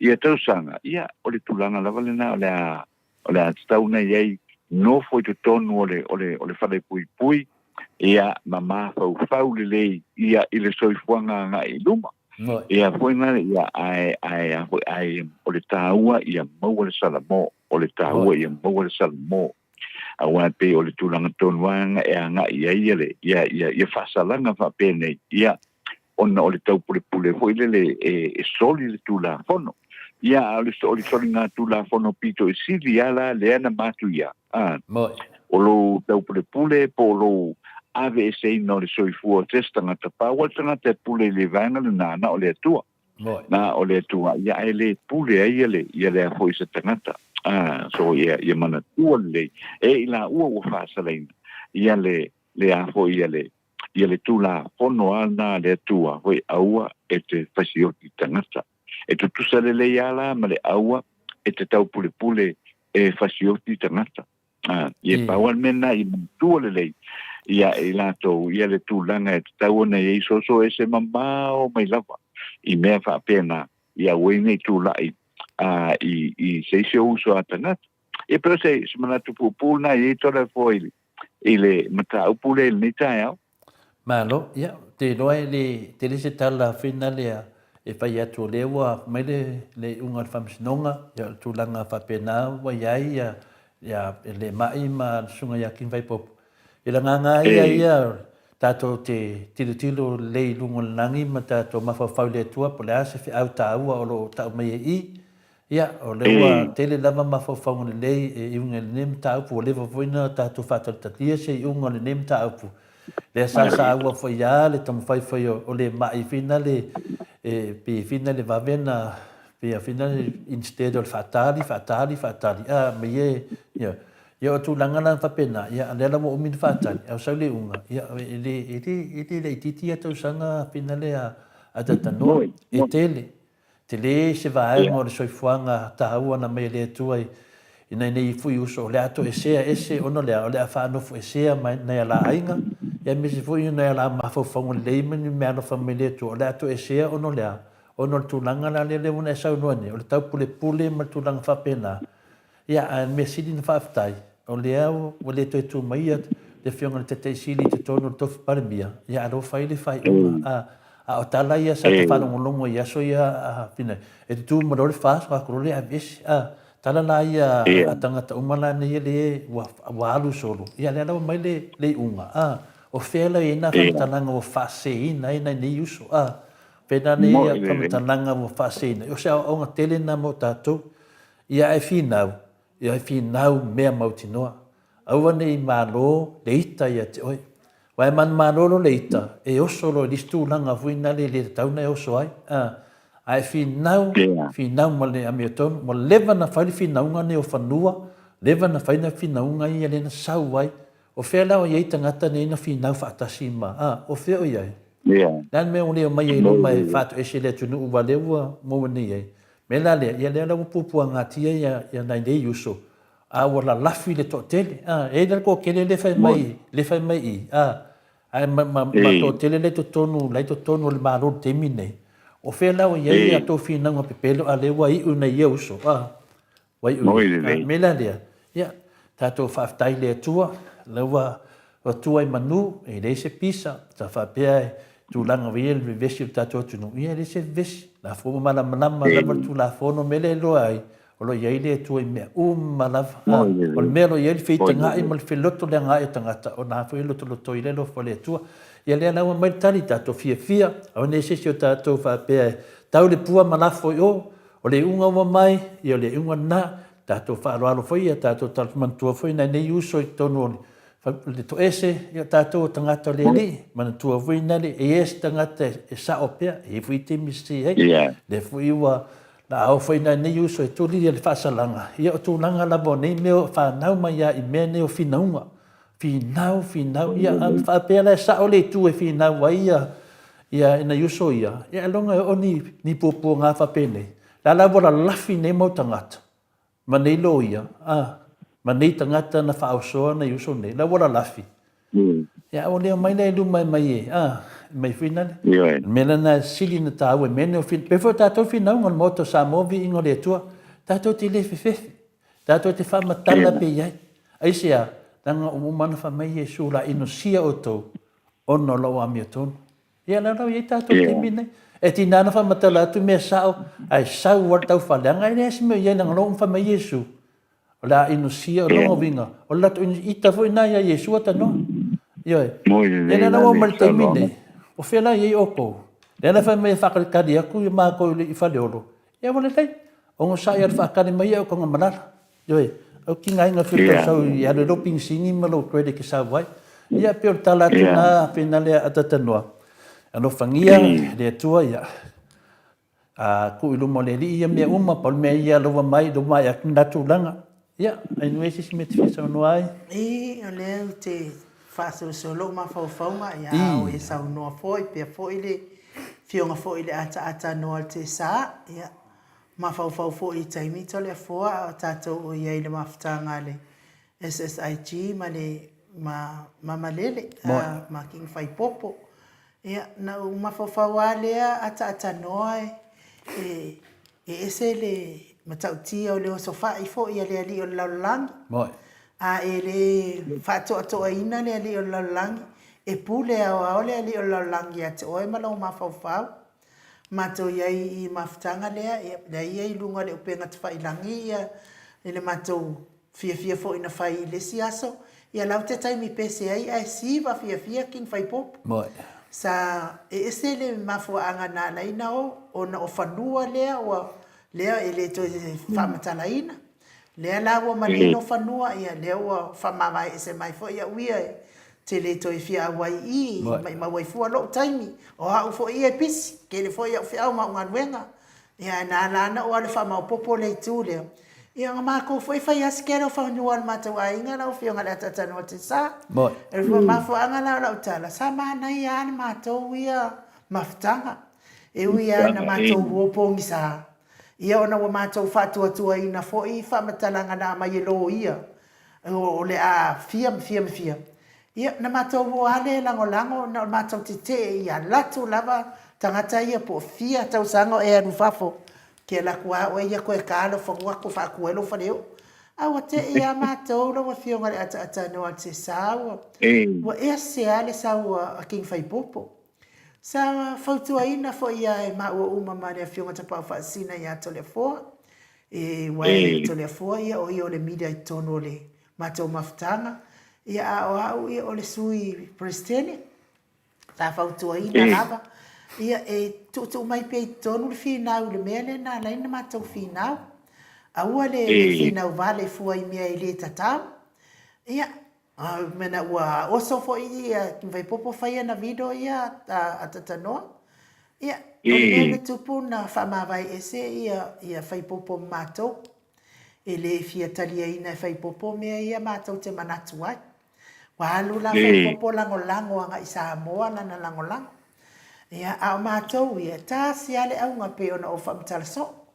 Ia, ne mātou no foalea ma le whanoa noa, ma le alofa fo i ai. Ia, e mata whanongo mai la ma o atu fo i nai Samoa i whamasino ngā nea fionga tapau whaasina. Mo walu atu ai au ia ia silo whare. Ia, wow, ke le whale to, ia, ale mea whai atu ai, o le lango tangata, lango ia se, e le ai se i whautua ina ia whai popo nei mea watupu. Fia e ana langa. o fia lawa I ni tangata I ana alala. Ia, lea lawa tūla I mai, wa uma fo ina mātoi o mai, toi fautua ina fai popo, ia lea fo ina sao mai ai fo ina mea, ia ai mātou whanongolongo atu fo, ia wa ese loa le mea lea walu ia, I le tau pulepulenga lea, ia, ma te le loa la stala na mea wawa, alu ese atu ma mātou, ia a lea la lea, te alofa telefo ia I mātou mafutanga sa iai, e ese fo ila ngona sa fina wai ia wa ese fo il fatu mulia fo I le li o le lalolangi o le loto ua so na fefete ai ia masanga fai ia mea wa le fitawi ia mali soifua o le tangata ia tanoa ia le fo ese fape ana fape o ele ana tau pule ia ele ti ngalo fina ngalo fape na fo ilo a inga me fape na ia ia se la ngona fa noa onai te tari tonu fo isa ese fo ila ngona ia lewa avea ma mea ua malo ai lava le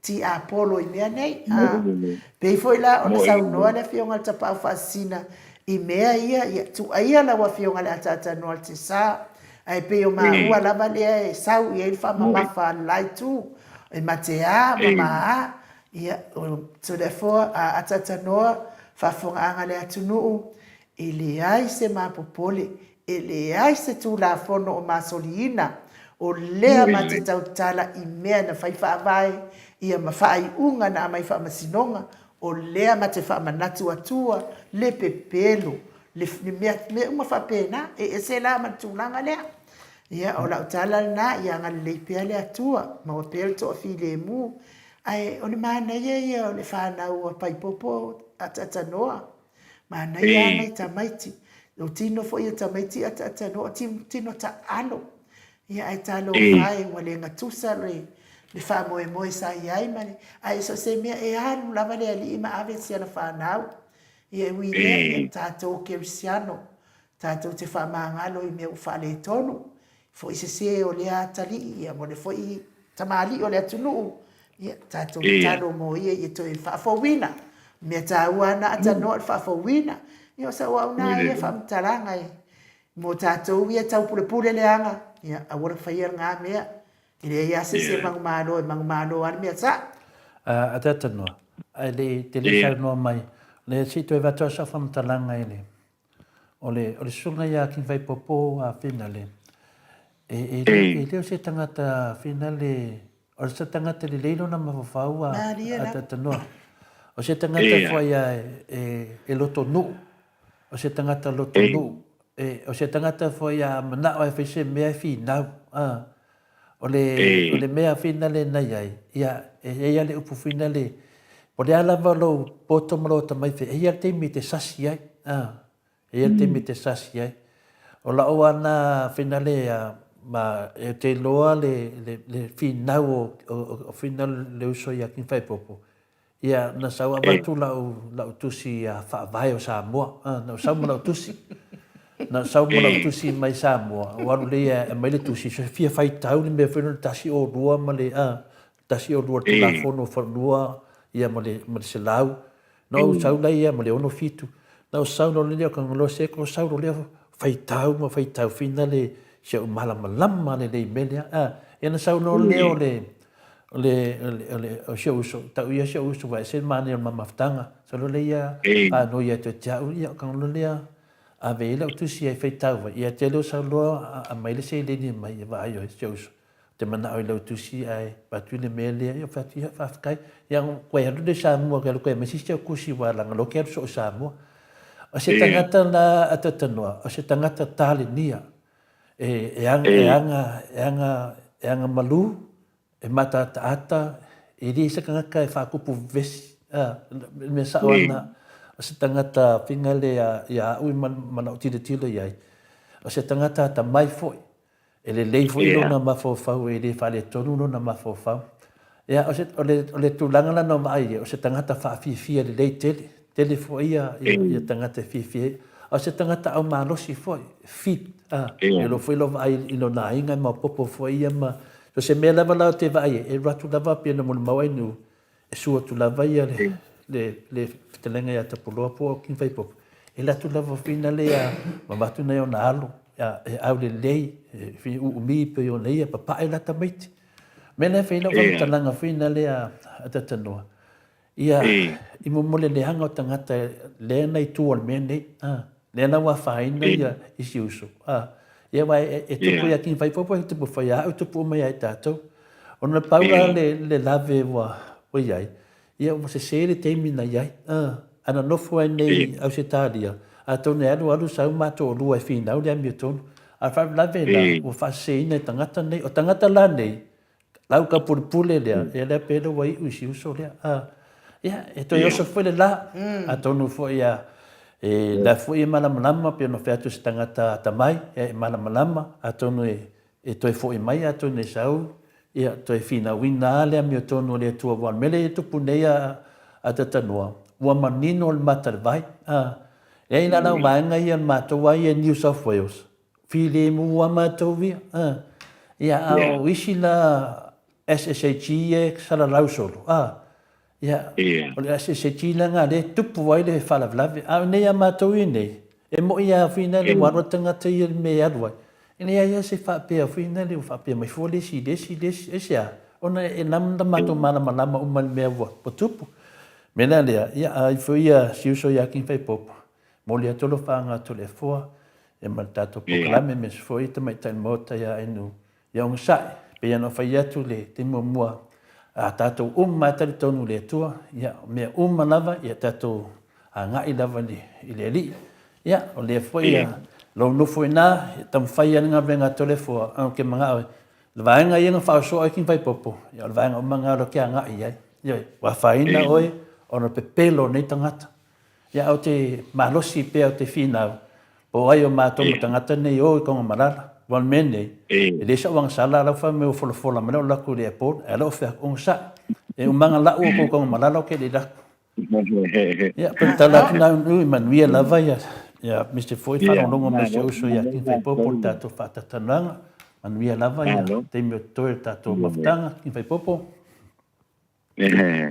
ta le ya malo to le po malo po ya en u pa play po I sa no ia e tu sai foi de o tato tan no nga foi ia I de foi uso le ta malama ia sa to nga lu fa ta si la vai ia o se talia ia ala ngol fa mo le la usa no nga to le on e ia tangata nga e le upu le fa palangi o le radicalize ola ela to la na le o te se na ia foi ia le king pai popo la toula na le ma o la touna te taula o na mau ma e tau foi ona a o inga I la touna o la touna le no pa o ai le anga le bele tu la I mai nei le mea le o lo tau fai e tuai ave ese le tau fa le anga ma le fai tala pelo I runga o a foi o pokalame fa pe nei ma tana e fai ona a fia ai le mamalu lo tele o tatou tonu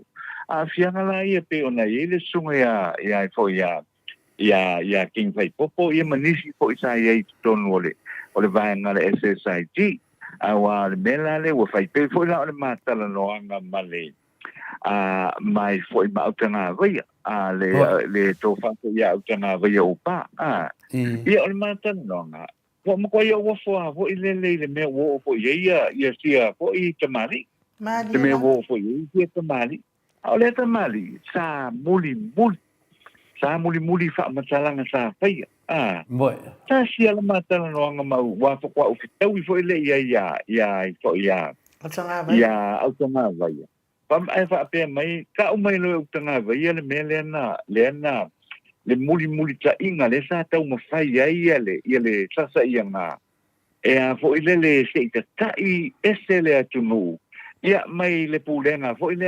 ale te sili de stunga tu lepa ia mai HRPP le ala tau mo fai ai tupen maua sa no ia fo ia autanga vai te ono se la wafe ono se la wafe tupe fo ile na mai le SSIG mai fafo ia e so ni le tau mo fai ele la se me o ia le fo le vai ngale na pa wa le me fo ile ona ai ale sa lo tonga o le tangata Samoa e fili ai le whainga malo na tau te langolangoin ai paula le me pe ona sau noa la ia au tanga vai ele ma utana ronga o le whanua noa tele ale ua iai le wa foi wa tau sanga o tūlai mai ia le ka tua i le tua sa mawatasi foi lele i la tau fola sa fai le wa kolu ko sanga o tūlai mai le ala vai e makua okia makua le ai ama se mea foi le tūlai mai kolo fola nga uma sa fai ele ai ani mena ai mese lava la ia le miliona ta la le tausanga o le atina e foi le tato tunu ia o pe o tūlanga na la e a foi le la ko mo fai e lona ia o le a fai se solo te le SSIG ia il vai ke mi foi lo se singa fu ai le masina o ai foi o uni o le tausanga nei ona o le te le o le fa le tonu le ma losi o le a foi o le fai tala fa tupu ma le fai tala le fa maon ma losi o le mel na se e umai tanga o le atunu ai o le tala lava le na o le mapu anga polna na oai na o tau mawhai mai ele e moni le polanga le o le miliona ta laili i le tausanga moitu malo ia le tau nu le ala ele tau nu e pe o tūlanga na le anga ia na ia e mese foi pe ona whaalia ele e tofa ia langa ia o le tūlanga foi lea o le e ese le mea foi le molo na iai tu malo lona iai tu malo wa le ua wa fa pe mai o le u fa ke anga ia mole o ia mana fa na mai le tu malo ai e mai lona no i sa vai ona o lona fasilingia foi le o le tūlanga ile fa so ina o le se le ni le va tu le na va tu mol polo ke tirena ia e fesilinga ia ai ke fa ke ai ele ia foi la se nga mal mata o pule sa sina le sa fia anga ile ele a fionga ia le asi foi le ia ai te iwa mo fa ke ai foi le asi ma siona ai pela ole tūlanga le la fōlinga mai pe wa talia le mesa se ai te ena le me mon te ena ia le me mon wa le tau mo fai fasili ia ai le se tali ho le fa pe e kula i lo e wa fasili so po inga me pe tūlanga na to le fo le ave la vala ma lo u fa no o no tūlanga le na e tau mo fai e to sa ili le me tonu ma le me mon ia e fatu la ia ma le lu ma le ai ia pe o tu langa na ia wa ia o se tu langa se la vale na ia i meu tau fa se tau fa pili tau fa faita le se nga i tangata o le tau mo fai to sa i le memon ai o le tu langa ton wana o lo sa o tonga le na e fa ali ai lo manatu po so fina ngalo i mata upolo tu lai mai de tonole e de tonole no pas fala pa mo tu langa na ia wa makwa ave ese ala ia le sa o tonga le na te pesiling ia fo ia mata upu fa pene tu lai mai tonole o le no to le forma anu malo o le sa mo da van noi sa finale le no so ta ia i le telenga ia tonga vaia matana noa ia o le la i se temi finale tutunai e o mai ai le finale le tamari ia por telenga foi tonga vaia upa e finale lunga tato pokalame se famtalaina ia lona foi mau i tu sai foi matulanga pe na esa no elo fionga le tata norte sa ia au le tulanga la sa matana le o sauna i lunga le SSG o le wato e form up ne tamari i se foi tulanga le la tau fata mai pe o tula i Samoa o le Samoa tula te fta mo le atoanga ona te do foi se ofisili foi ai ona pe wa tau le ngai na le SSG taluai ono mea ia tutupu i tangata la nei wa la watan tununga iai tangata ia la lafi tua ua whaseina i le tunu pinan Ia matalia foi na le sunga ia ina le ia kin pai popo. Ele fa pe ona video mutu langa ile. Ole tamai me muli ale le tapu pulenga le na fai. Le la na fi na wai kin pai popo ele ia se me fa pena. Le la wala lafi tangata nei. Tangata nei na mafua ina a fainga se uso le. La wala lafi. La wa fiu kin pai popo fa ka kadi wo le aku. Le foi la sa fa ka le kin pai popo e le foi uso le nei a fe o I kunselani. Vai foi de sua fo paunga, tala paunga. Lana fata lis kamo king fai popo, wa afa pe ratu. Nai loa ina ia leo o le tulanga sa o langa lai, ele iai se mafo fau. E langa na mene fetu, wase se le teimi se le tulanga iai. Ono lea, mafua mai mene le ita, tau fase. Nena lewa 2.5 lavi, o tele lai iai, a le vinga o na whamtalanga, e ei tangata na whao soa ma whaia mene. Lana wana lafi e pupua ngāti ia, na iso ia tolua. Lau li ia, e tutusa le la vinga, o leanga balu ia. Ine tangata whina le ia, o tangata whawhia fi a mesa le sunga kin pai popo. Lea nana wale sau li sia li idea. Lea nana leo tatalo ai kin pai popo. Sau. Langa le fia mga o kin pai popo e whamtala le mesa o e lai e fulonga point. A whamlawe la, na wana lafi. Fe o mana tangata nei na ila tolangonga whina le. La mawara lafi e ole mai luma. E mela na ta umutanga te toa loto. Pina? Ya, e pe etu sa whamtalanga whina. A lea lawa tula e mai tunga e whinga le tunga vaya. Ya, mela le tula e mai. Ono ia, saito tonu le mea lea. Malama le tunga vaya. I tangata umani na whaia operation lea. Lana te loa o matangata ma leanga mafia I e tua mene. Nena e fia saua tunga vai. Mai mauna pe ma whape nāre sau. Mea moni na ma whamaoni. Lea na ua tadia le mauta Samoa vi inga le tua. Se I su mai le talenga tunga vai. E whamatala no na mau. Ma le mewa tupu. Ioe, me tonu ala le nau iai. Ona e whai a maua o la pi e tua mene. Lau vaengai le whaimilisi makoko mingi. Ko le fua ke fiu e su o la pi ke le maua. O whaka ane moa lo ke vai o kai ki miuma. Ano, e sau noa, tele a fo, pe a fo ia le ata noa. A tātou tele I se ese man tā upu, o mana o tau te se ese, a tātou tele I se ese la man tā upu. Ia, o le e tusi mai, ia le mātou au wha, mātou tusi. Ia, aina wha anongolongo, ia I vona le awha masanga. Aina wha anongolongo I se video, fo I po se live a king whai popo. O tā uai ia langata tele I loa tole a foa. E o tā uai whapea whamatalanga o tole a foa umasai tuo nei mea. Ia le tuo le mea le nei. Ia aia te au ia le whafonga mai I vona. Whapea fo I ma le mamalo le atunu o e na whanongolongo I lea live. A lea ua wadu atu I le fufonga o tole a foa. Whapea na fo I ona o tau tala atu le mea sao. O mea sao ia mati tau tala atu ai. O alava mea o lo whai mei ia o le laitu ia popo. Ia o le mea sa o le matau tala atuai, o le mea sa o lava na. E le ai se mea whape na sa iai, a lea ua matau tala atu mea sa. O lea ua au mai le whai unga ia o te nofo o whanoa noa. Te whanoa noa le ngoa ua tumu ilo ua lofa le ngoa ua tina e a lofa. Na mai e le atua, o te le I tafo I se tangata. Ai o te ino I mea le angana e whai tangata. Ai o te le tai ai ina ne o le sao ai le malo le atua. A le tala le nane wa abatu tato o whaafonga po ani whaamatalanga. Ia o whaamatalanga sa o lava le o fonga atu le fionga tapa o whaasina. Ia le fo ua umo no tau tala tua i langa o mātou na mafuta. Ia ai o te talitonu atanoa ia na tato o ese male matao. Ia langa lewe tu e mai ale ne melea lo te whanongo tuai. O le awhapena whai se video le sunga ia king whai paportu langa whapena. Ia ne mo umana tau talatu ia tole fua. Vai uma video mai le matanga. O nana e uma le history o tole fua langa tu langa whasalau.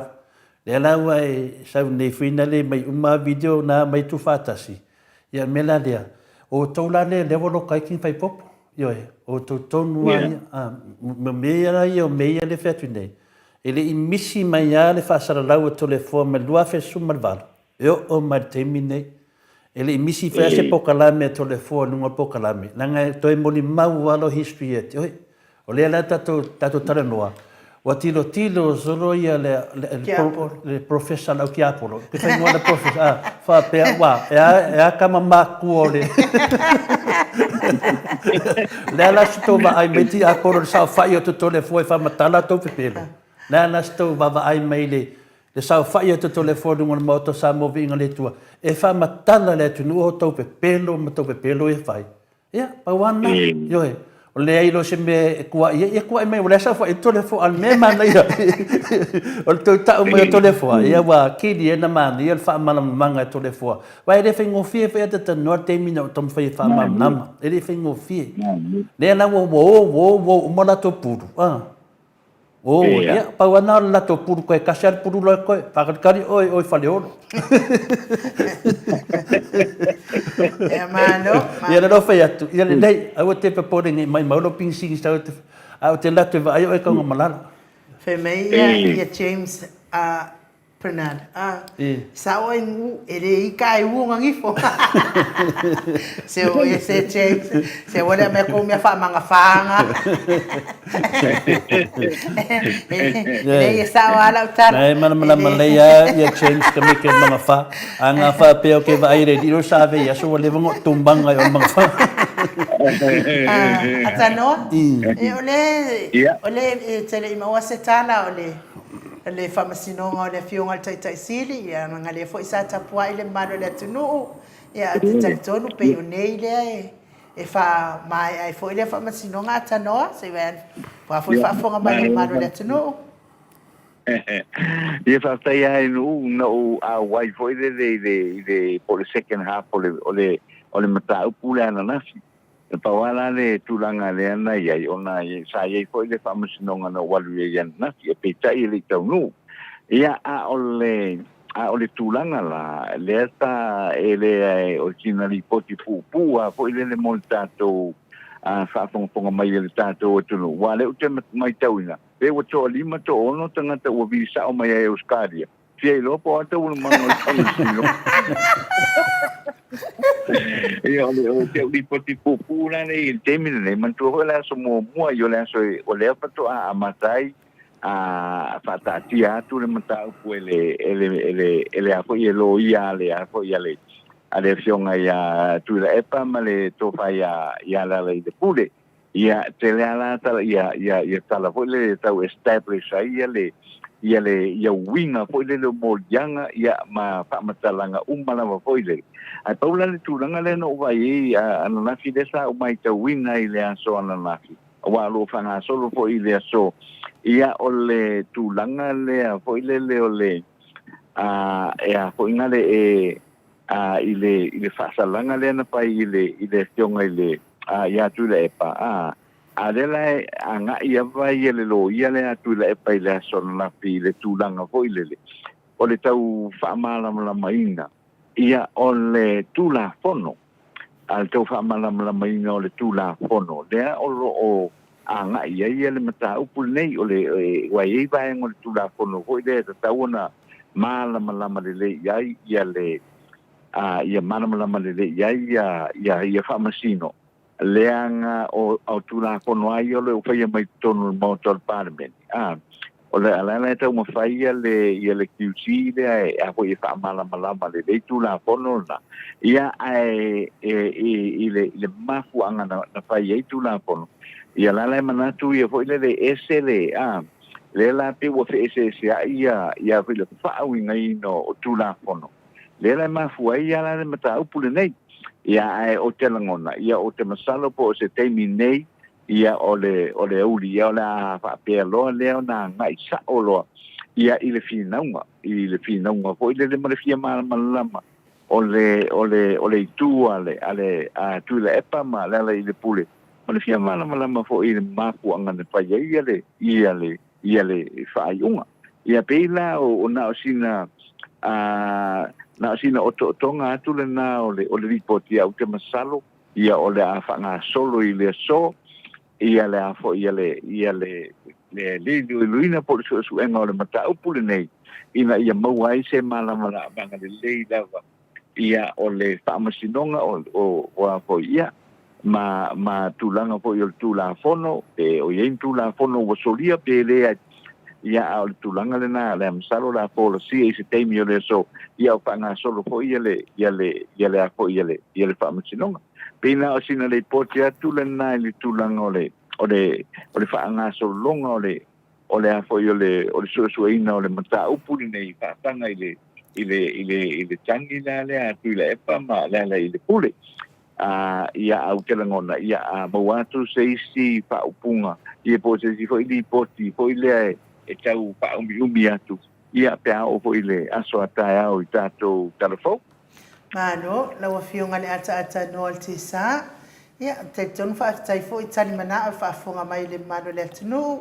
Le mta upu ia olo no fo talo ai ia le au sinsino al tato watunu I paanga uma le Mount Samoa vi inga o le atua o e la tau te langolangoina le ami o tonu ia o lo ono fotalo mo le afionga ta sidi fa pea foi le fetalainga ia le ala ta tonu foi e le tau foi on tatou tala noa ina tele le mta upu ona lo idunga o le whamasinoga ai tau ana na fa leo mai o se ia ai fa tai le ua maanongolongo atu ia o le ia foi ale la tua en udi sumta si to e foi atua e le saduanga ai foi nena fa mena ko mi fa mena fa msanga o afamasanga o le wo al tatou por kalamine lo fa pea mai la afamasanga ai o Ivona fa pea mai la Ivona afamasanga ai nu e ia le live king fai popo fai mai na seki e tole a fo le mea le wa tupu ia tole a fo o le faleo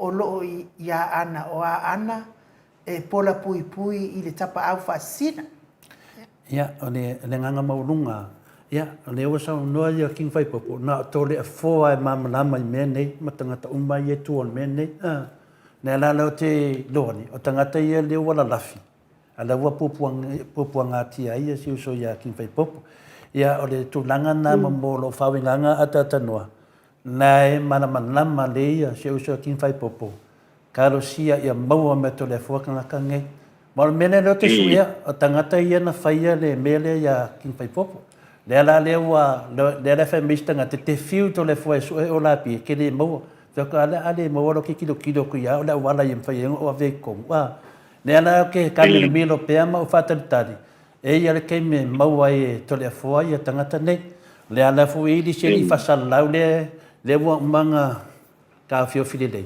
ia le ke anga iai ia le fo ke anga I foi se di ile ngi usila ai le ke loa e ma fai anga ma wanga kanga kange ia e mai le tua ia o filio luma finale a tatanoa e le ma fai ngai kau kala se me ke le mana mai se vanga na mo mai le tua le manos anga ma fai ena e loa ia tele o me nei o me nei o leva tele ona na tupule nei ngase tono le tatu nu leva te na mata mai te mi fanga palota le la tatu va ai mai te mi nei e le wa mata na saule resort o me uma nei tatu fa tali ai deve vesi nei e deve per la vesi pesa mo e te tauna ia se tangata e tu lai mai a tata noa e te tauna ia se tangata e tu lai mai pe yon tu lai mai tatu tu a ia so la wale to ye ni tau ai vai te mi nei a tata noa e ko e tau ai yo a tatu matua sa su e malo o le foi lai muli ta ia ata to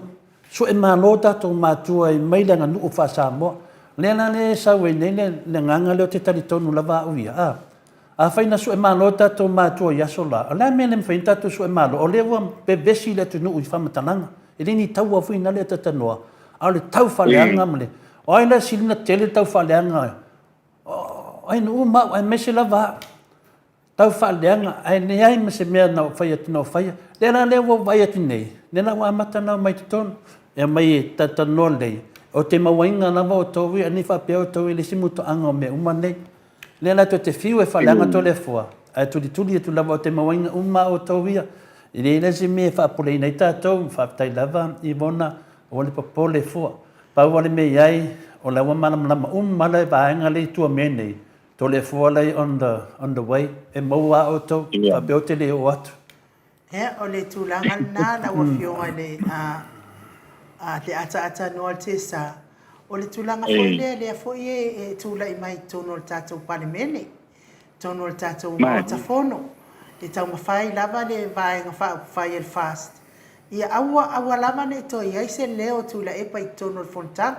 Awa fo ilai o mai la tau ma mea pepelo. Ai mon wa tu la epa wa leva ona sau whai ile tu langa wha pale mia ma ona taita ina le malo. Ma le wha mao ni anga o mea umala sau noa iai. Tu se o le whina wa lava lea la wa fionga le ata noa tesa. O le tau mawhai el vaenga whai el fast. Aua ne to ye pe mo I lava fo I le fitalenga ia lau ofo. Ia ai pe fo ile e vai ia lau ofo mo le meo le ate tu la epa. Ia ile leo fo ia le ko inga le tau te tala noa ina mai I. E na te pe la le ia na musul vai nga le. Pe fo ila me le tu la mai tatou. Ile tatou tala noa nga ata noa.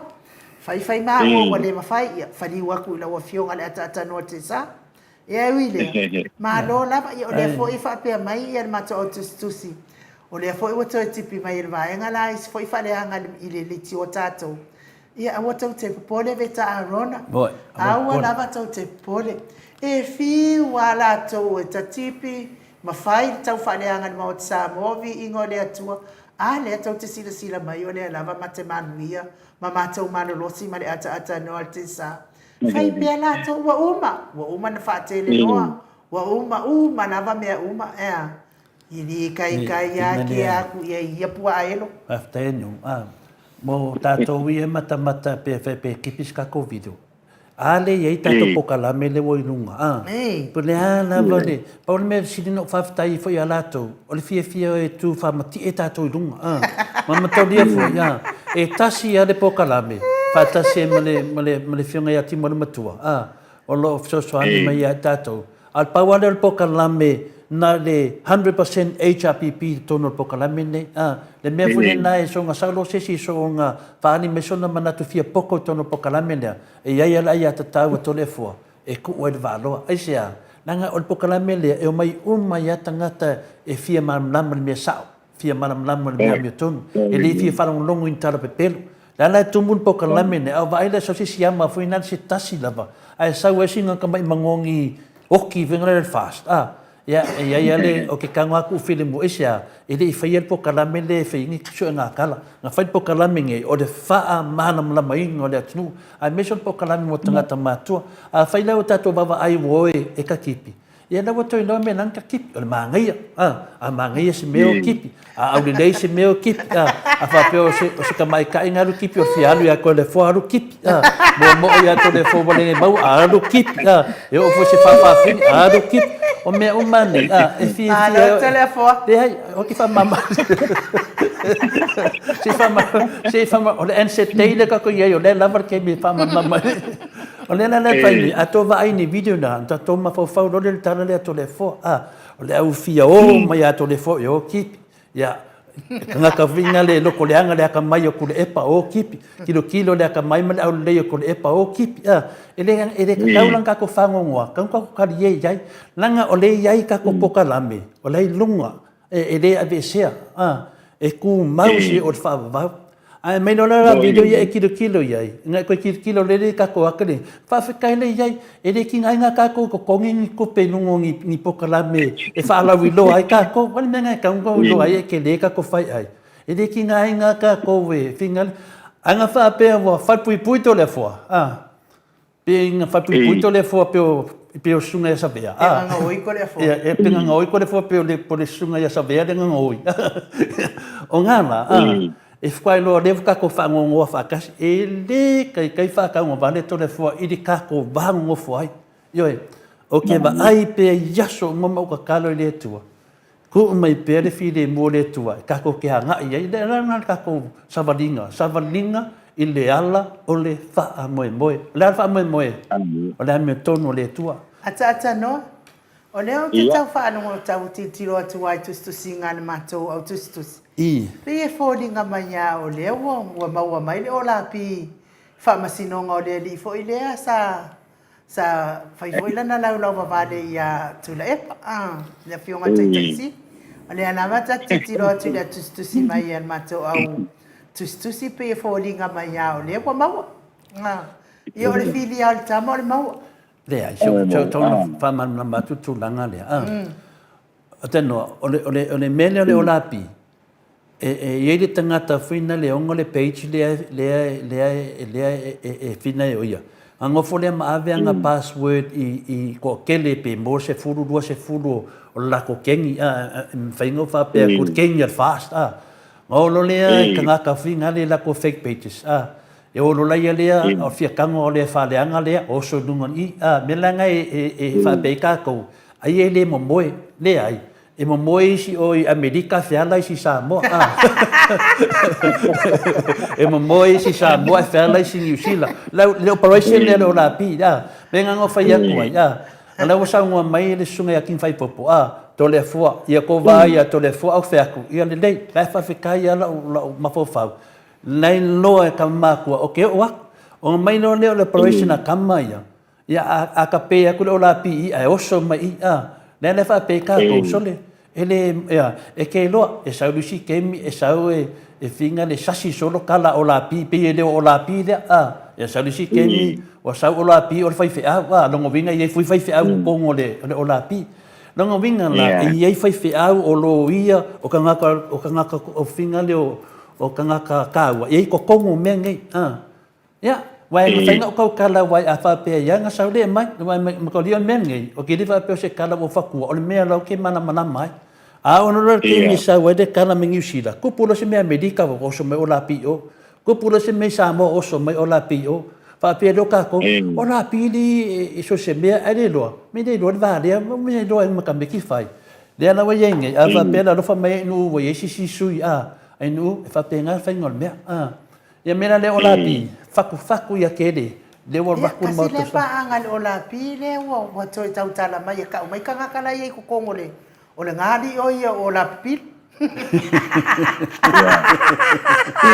o vale pi pena tu langa na me fulena te fai lo se fa matalanga finale ia fe kusia i foi lo ina ia ka nga ma le tunu finale atata no te sa mana le ia mai ke ngofo mafika ia mela de Samoa fa penga fa ngol mengel o lapi ele kasi se kanga le vata tu baba ai nei o fa fenga diki mai tono al parlemene sau fa forten mutu le epa fa fenga diki mai nei fa tono sau fa e fo le member o lapi so se me na mana e sau voi o ngai le member o lapi no umana fanga la ye umai ngabakulo le password e kasi ya nga no na ya ni ai te me e mawai ai ele te me mawai ya ka ko sa me sininga fafkai ya o le ka ko va ya ko ka le ya ata no te sa ya o le fa makalanga ku nga o le operation o rapide ne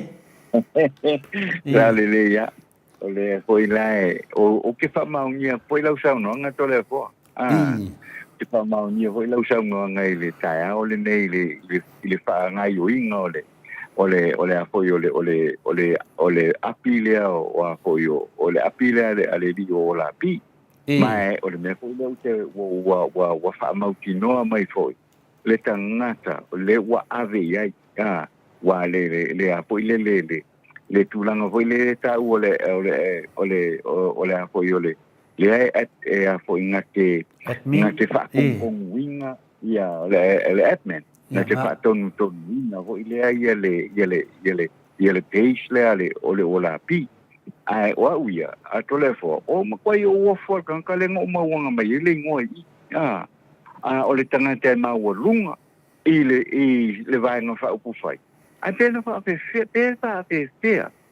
ona ave ia ile tanga o le tanga o le alava o lo tu la imaya e fo ila le mata upu le tu la ia mole o le tomo fainga tele le a fo e fo e tao fia inei ia le tamaita i le Samoa le a fo ia la lai Amerika le tao fia i man kuala le la alu le a kausanga ko a fo yo o tao fia le tamaita a la ia na ma o lo na inga i Samoa nei oi Amerika ia malona ai ale ko fai ale foi la wa le sa tu e po fonga nei masino po ia le matau ale ko ku le wa nga i ko ia le matau pu ia yuni no no winga wa ufa umi atua yala ile tau fio finga ole dei potanga ale nei la to mai kai o se tangata o se tangata poile tangata no o Samoa ma Amerika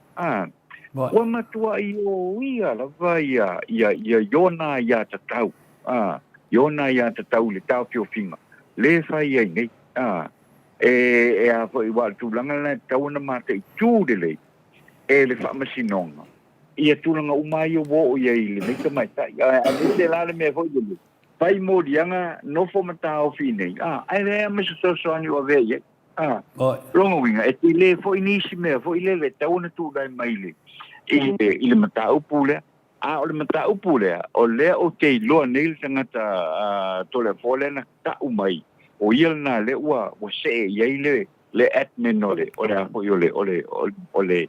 o le page le e o tulanga na ile o tulanga la na ile manuia fo ile le ia ona o tangata le e apo e tu lunga e tu ma lunga I tu o pala potonga nei tau porkiki no tanto tro e mataulia foi a pina atanoa famsinonga tui fasina le ana fsike le famsino ya baau e winga ya pina le ya meoki e winga ya meoki le la na yelang na sanoanga I na fai le mo mau fina le na lata na noa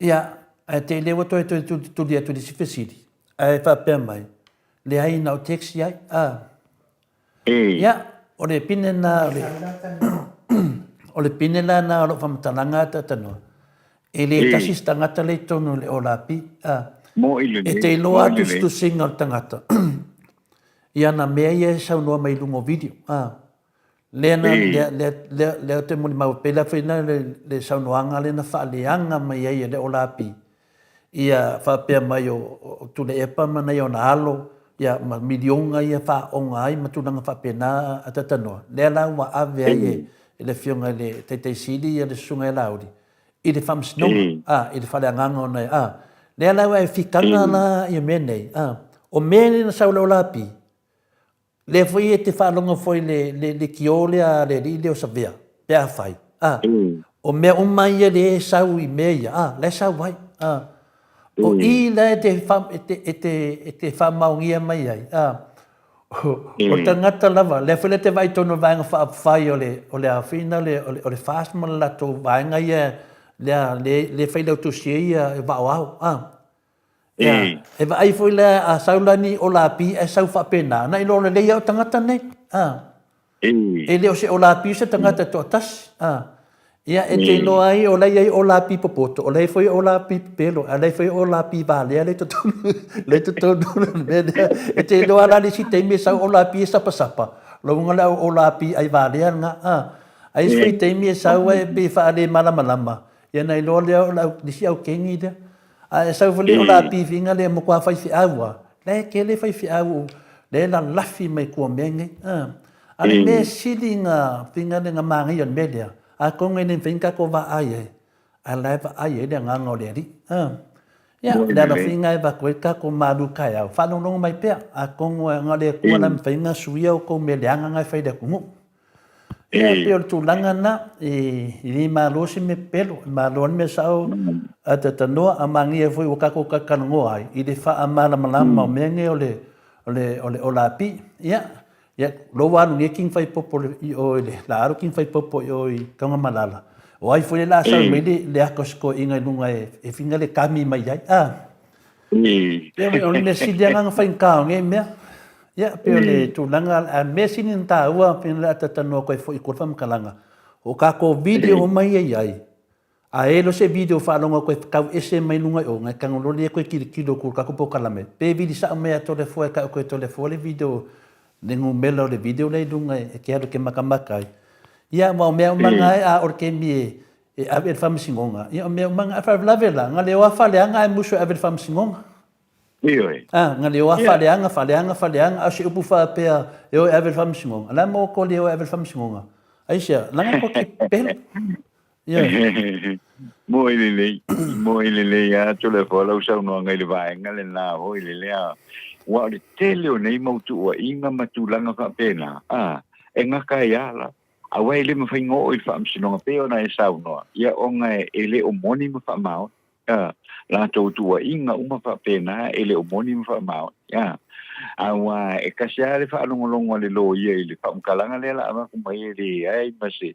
absolutely no merit ia po tu inga ni tala pero me fa pena le mo le tu fo le fa malo ma le fa tai to le po wa ke masal ele le to mo mau ia ona ma ele le tato por plame ma la wina tu fo yo tato tala fo ile nei fo I awa uli ia a ole tu langa le la ho le ia ho ile ma le fa no tele lava ia le na po fonga fo ile mamalu le tato te no iso se ta fo le rang o e ma wa mai ia le maliu foi po le tu malo ia ole aki epiko po ia o Samonei ile sunga ia matailinga ia ile tulanga la mo ia wai tele ko i temi pa iona tala no ai felo ai tala no ma tulanga mo fa pena ia na ole fa no anga le na ia wa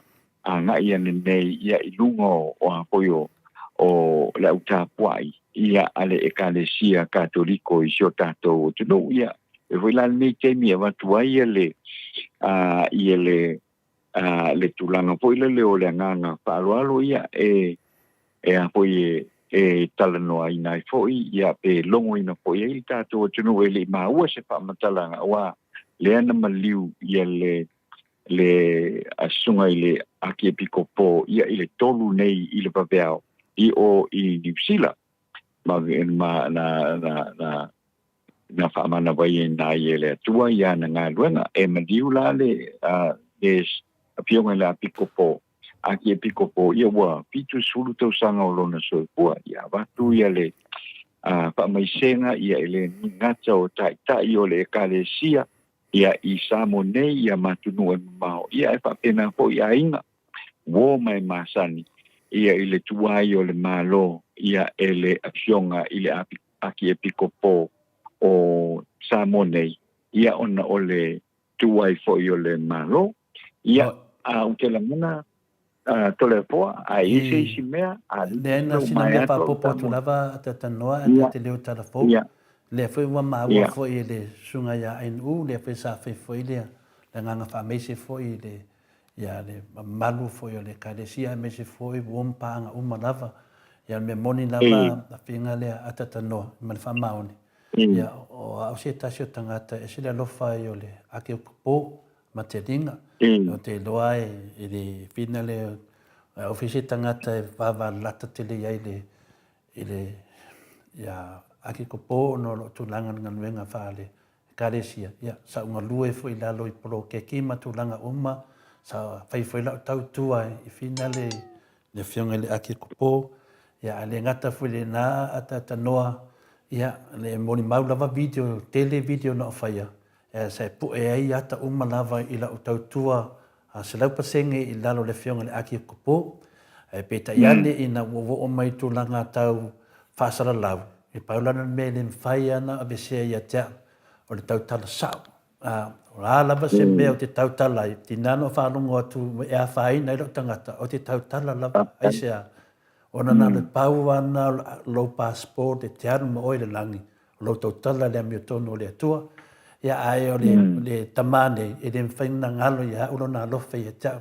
o ia foi na o ina o le tulanga tau finau e tina lavana o lana tala na ia tia ino sa Australia mai tole forte fia tala noa ia oi ia na medele ia tia o te latu so se temi po le atemi o te latu ai e vai po te moe po te ala po le ala o mele fai na lo fai lava e fa me mosignolo ia na o latu lo leva va mai ia o le patele fa me la mano lo to ina o fa ia fa mo le fia vai a mosignolo a fa mai al pakele e ke mana malama to le fua o le ko inga la malolo ia o fa ko no fiong pakele sa ngo mai le kupo pe malolo pe moe po le ala me fai sa lo to le fua fa ngo kulonga ia ngai ang al pakele ko ngo vai ale pakele maka kan ngo le mo ko in onang kala kia to le fua wa pu o kingoi whaingo o e ka ngaka karu le melenga o whea kia o e whai.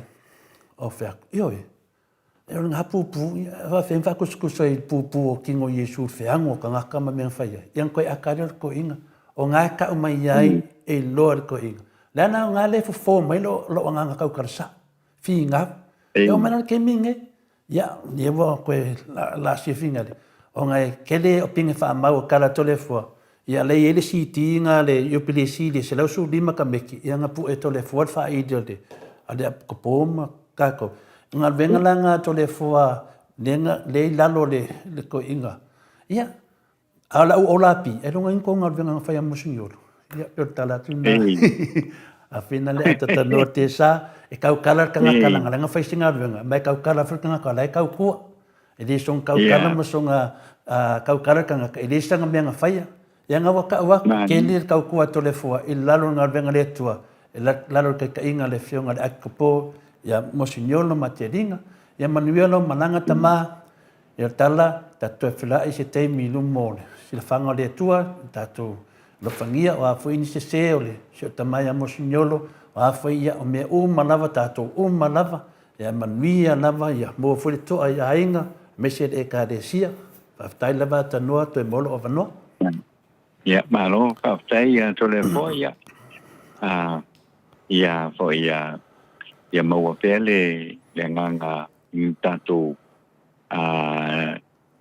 ma tato to e te papo i tua ia i le ngā ruenga ko ia ale apionga i le moseniolo ia o ngā rue ai ia i le teitaina o le kale tia katoliko ia i to tonu o sio tato o tunu ia pa o pea ia wha maisenga ia i le kale sia ia i le ngata i lea o ainga wo mai masani i le tuai o le malo e le apionga ko ia anapati matailinga.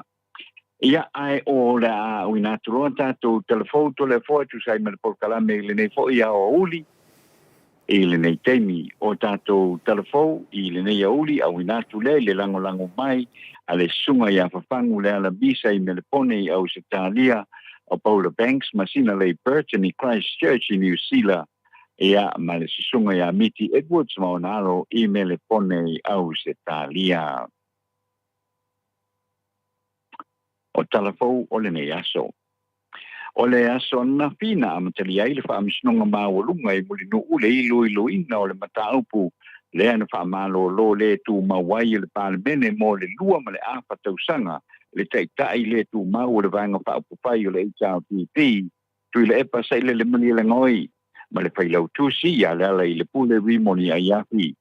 O le whaamalo lo le tu mawina o tui le epa sai le mani le ngoi ma le ala i le pule rimoni ai ahi na whaia ai wa uma o na sainia e taitai o le vanga whaapupai o le whaatuatua i le atua Samoa tasi ma le taitai o le HRPP le whiangainga mo se file mu ma whaangalo o mai whaingas whainga su mai whaipule o ia vahenga i lua aena toi a ngai ai loa lea o le sui pāle bia o tuana Iosefo Bonifasio ma whaurua na tua inga o le a i le tui le pāle mene whaasanga i a tui le epa ma le ala i le pule ma sa toi whaia i loa le whaasalanga ala le pāle mene e peila o na polosia i le loia QC a tui le epa ma le ala i le pule ina ua mata i loilonga i le astoana napi o le a whaamamawhala na whina wina o le mataupu le nei ini vaenga la iti o le tūla fono ua whaonga e le fufonga whetalai ma le fono whai tūla fono Samoa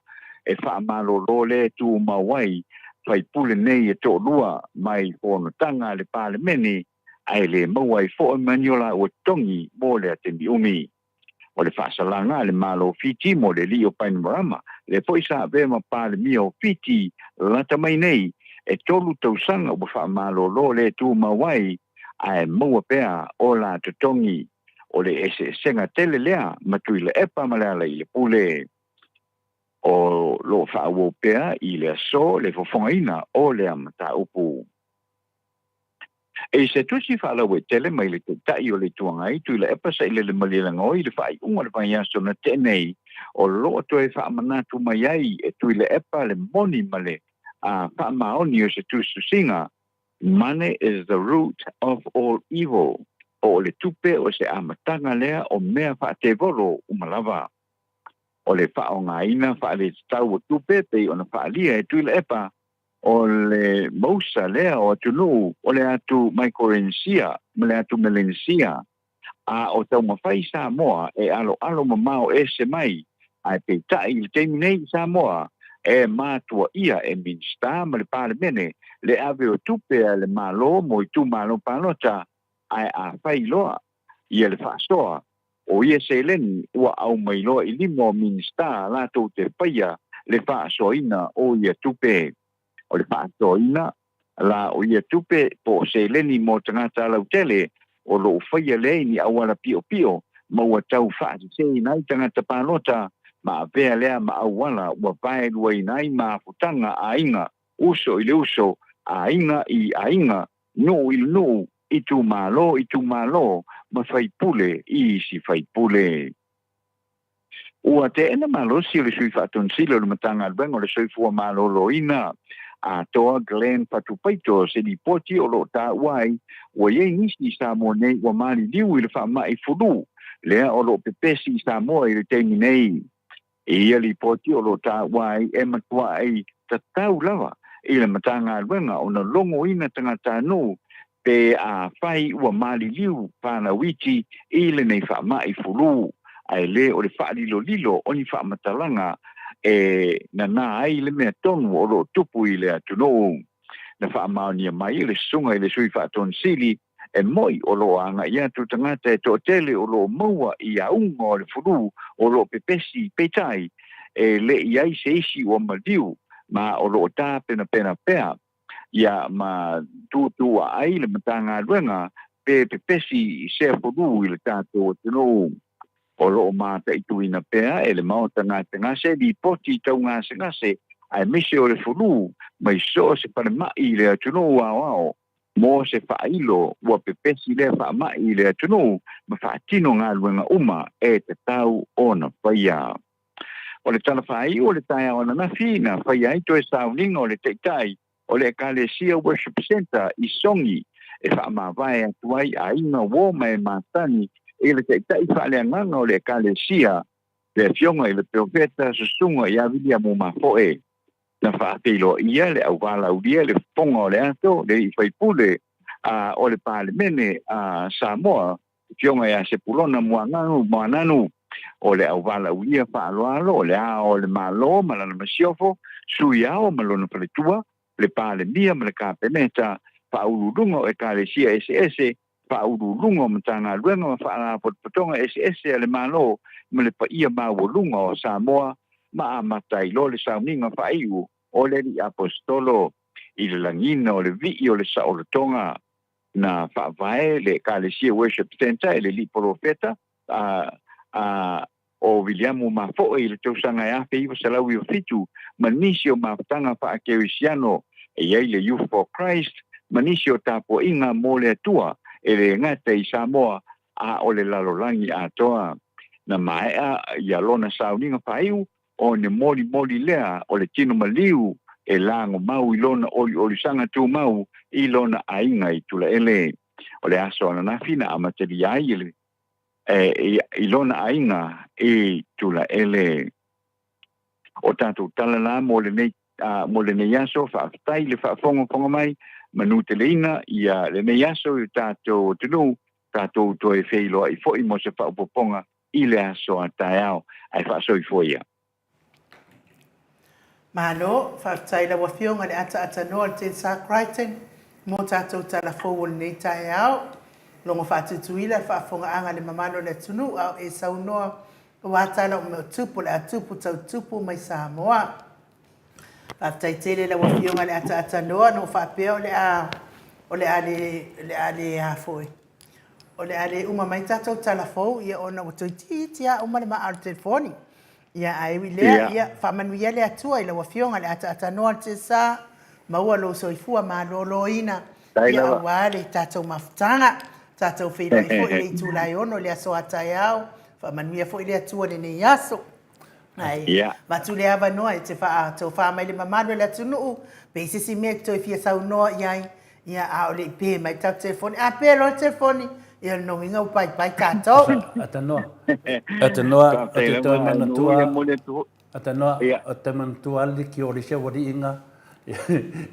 Alua tanoa mai a sui mai Samoa. Ai whape mai doa leo o le awhinga le leo le masingi. Your balance is 2 cents. O le lau te ata.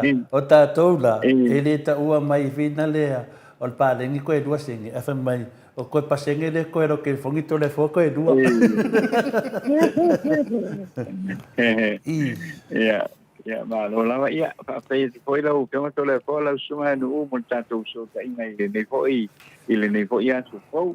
Whaamoe moe o la tātou te tāpai fōi, ia i le temi masani, i le aso a tae au, mātou te whaamani atu i pōponga uma le tātou o tunu, e meise, lau fionga tole fō ma uma le sunga ia Mike mo le nei aso, whaamangalo si upu le tau tamali i lau whaaponganga, ai ia manu te leina le tātou o tunu, i so se tafo le lorangi, ia i le nei fō i aso o whanga. Solo ai tātou te tau i temi lava le nei, i le aso a tae au, whaasoi fōi. So i foi ata no te sa. So i ono minute o Natale o le itula se fulu. Sini au se talia. Tato no foi fai unga na tato pokalame mo ne yaso. Au tato le i o atu le fai unga tato pokalame. Ia e toi wha manatu tato au wha fonga. O e alolofa le ata no te sa. Moi. O le aso to ona ia i wha amutaina ai. Le tato whai ngā mea alofa. Mo le ata no te sa. Tai foi mo i lātou o tau nuu mai le anga lelei, ma o te Samoa i 5 se lau tāla. Tau pou i amiti Edward te tasi le awhi tāla, mo i mālo tani e lutito ma le tausi i arua timu se lau tāla. Vui ni kola uofo ma le whalitua i a mori e tolu se lau tāla. Silia la e o kene ma le whalitua i a le Lovi Purchase se lau tāla. Alofi popa o le patu ma le whalitua i a Vienna se lau tāla. Reverend Esau ma le whalitua i a Upulasi e tolu se lau tāla. Pasta Matulino si a moa se lau tāla. Stevie Upate e lua se lau tāla. Tarenga i a whalitangoa i Farani Swan. Ma le tausi i a Whiao se lau tāla. Tio e nu ese a Paula Band se tolu se lau tāla. Ma tau tia sa ngala a pelu se aso ma le whalitua i a Celestina se lau tāla. Tau e tia sua tāfua mane. Tau e tia sua tāfua mane whalitua i a Roini se lau tāla. Lucy Pautalo se walunga ma le whalitua i a Maliumai se lau tāla. Pea foi Reverend Tele Tausanga ma le whalitua i a Matau Aina se lau tāla.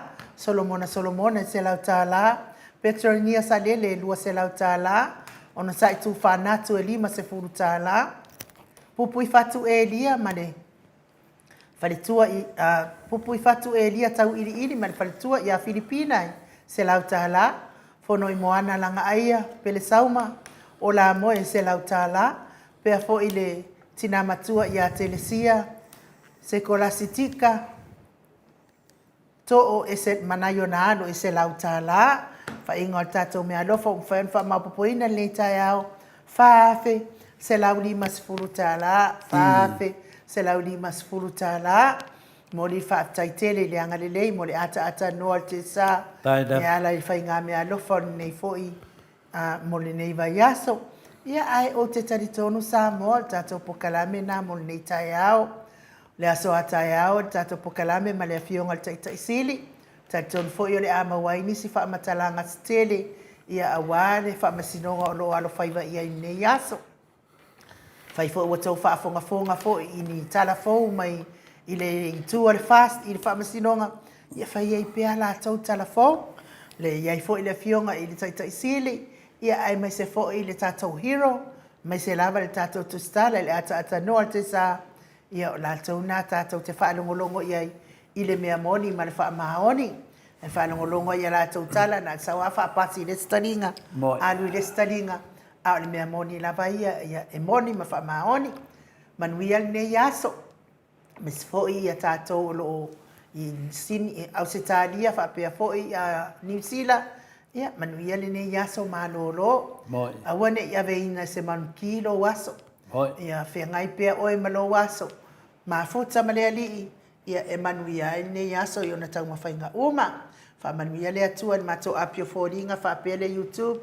tusi mai ma whaaloano mai e ala i o tau whina ngalo whamanuia le atua mo o tau uma mai se mafuta mai maota malawa tupu mai o le atunu tono whaliwhai ngaruenga lunga le ala tele whamanuia le atua le ia sau malolo ia mai se fo iso o se tafo le ke lope tātou toi wheiloa i le aso atai au i le itu lai ono pe apule alofa le atua e momoli ia ilo soifua ma so mātou wola ai wha soifua ia Samoa mai le maota Samoa vi ingo le atua i sini au se talia.